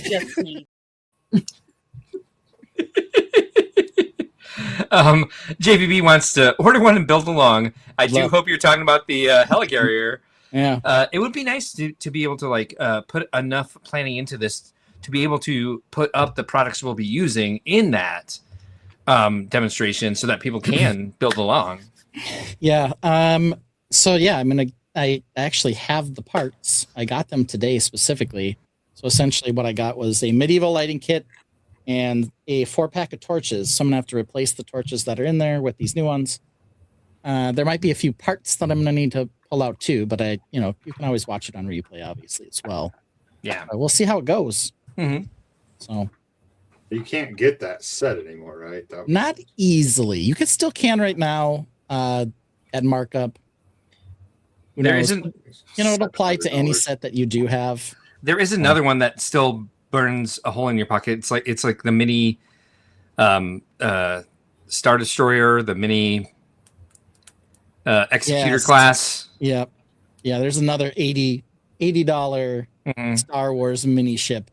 And it's funny because they have, I think it's the Venator, and then they have an Acclimator. I think the Venator is the more expensive one. They're like the same chip, kind of. They look slightly different, but they're both on the shelves. One of them's like $40, and the other one's $80. It's like crazy. So, anyway. Anyway. Sorry, Dawn. for the trigger. Anyway, It Yeah, is a that's the shock end in that song. But like when you're trying to create a video for a song that long, you just kind of like use whatever's around. And it's rather. I had it pulled out because I have like a bunch of little clips and sound bites, and you guys say things that I can take out of context.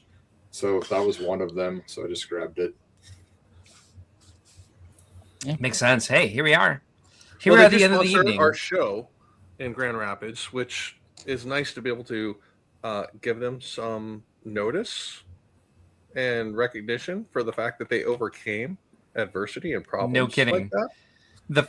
It was the first year we did the show. It crashed through their window, through their shop. Yeah. Like the night before we opened. And they showed up anyway, and they were there the entire weekend, and they worked, and they continued to support us. So yeah, we absolutely love Bricks and Minifigs Grand Rapids.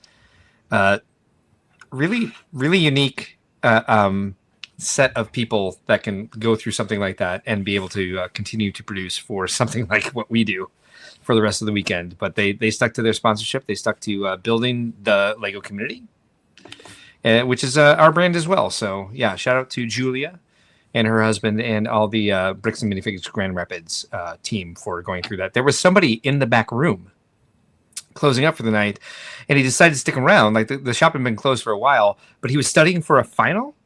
Yes. Yeah. And was in the back room when that happened. So yeah. Shut up, Troy, man. Shut up, Troy. Yeah. Luckily it wasn't like a smash and grab. It was an accident, but Literally still a terrible bad thing to driver. happen. So yeah. So anyway, yeah, so our run a show, our next topic, don't forget about us. We're coming back again at you Wednesday and Sunday and maybe some other day. We don't know anymore. We just kind of do whatever. Maybe every night this week. Probably not, but maybe. I have a busy week. Live build the hedgehog. Yeah, okay, Vince will live build the hedgehog for you. Why not? A hedgehog. Oh, is he roasting s'mores? No, it's the Valentine's set. Oh, Jesus. Okay. The double hedgies. Joseph says, as a collection of prolific builders, I'd love to see a segment on improving your MOCs. I'm proud of my builds, but don't think I'm getting any better. Okay. So, yeah, I can do that because I'm never happy with my MOC when it's done. One of the biggest things that I found to improve MOCs is by trying to build other Lego sets that just you see a technique or something in it, to be able to experience those techniques just through Lego's instructional buildings. So build something out of your norm to try something like that. Mark, your hair's been on fire all night. I know, and I'm making it 10 times worse every time I can. I know. Now it's just kind of a little bit of a Darth Maul crown. Yeah, a little bit. Which, yeah, I'm kind of liking it. I think I'm just going to stick with this from now on. Yeah, you had the little try going. Now you kind of have the little curly cues added. It's all fun. All necessary. But that's when you can catch us again this week. I do want to ask, Mark, you got trolled hard tonight, Mark. Would you say that was a mistake on my part to troll you? No, that was the happiest. That wasn't even an accident, but that was very welcome and very, very well crafted. But for the sake of closing out the show the way you normally do, yes, I would say that was a happy accident. Yeah, that is the advice we get from our friend and mentor. Here he is in minifig form, maybe out of focus, Mr. Bob, or Robert Ross, as he were. And because of my lovely Christmas present, we can now read from the wisdom of Bob Ross right here. And today's quote is this: all it takes is just a little change of perspective, and you begin to see a whole new world. Yeah. Ooh. Like getting trolled by your friend. I like this. Yeah. I like this ending with the new Bob Ross quote. New Bob Ross quote this week. Yeah. All yeah, right, nice. So that's the end of our show. Let's see what we playing out on tonight. I set something that I thought would be fun because we referenced it several times, but we didn't actually do it. And it, like, I know we play it often, but I haven't heard it for a while. It's one of my favorites. So, all right, here we go. Thank you, guys. Night, everybody. Night.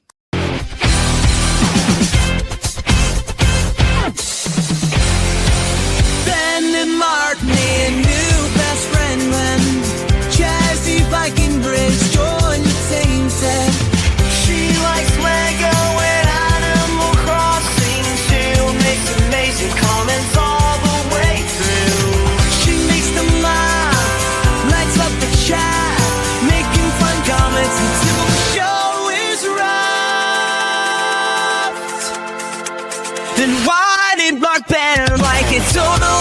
jerk and delete all the comments like an evil effing jerk. My bitch Jazzy Viking bricks like a total effing jerk. What the F is wrong with him? That total effing jerk. I think I just accidentally banned somebody. Jazzy Viking Bricks was banned? No. And their comments were removed? Jesus! How do you unban somebody? I don't know. I don't know. Crap. How'd you do that? I don't know. Seriously? What the hell just happened? Oh my god, this is terrible. This is so... How did this happen? This is the worst thing we've done. God. Yo, I don't even know how... I don't know. Poor Jazzy. And we love her.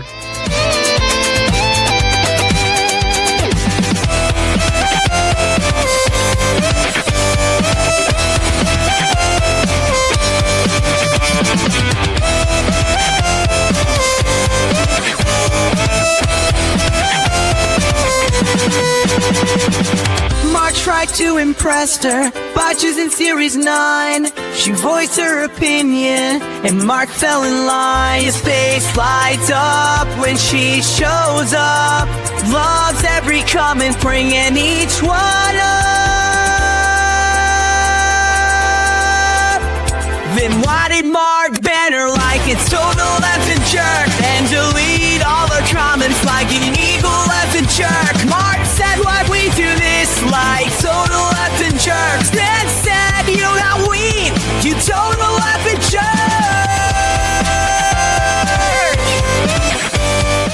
And then barf in the bad way that we...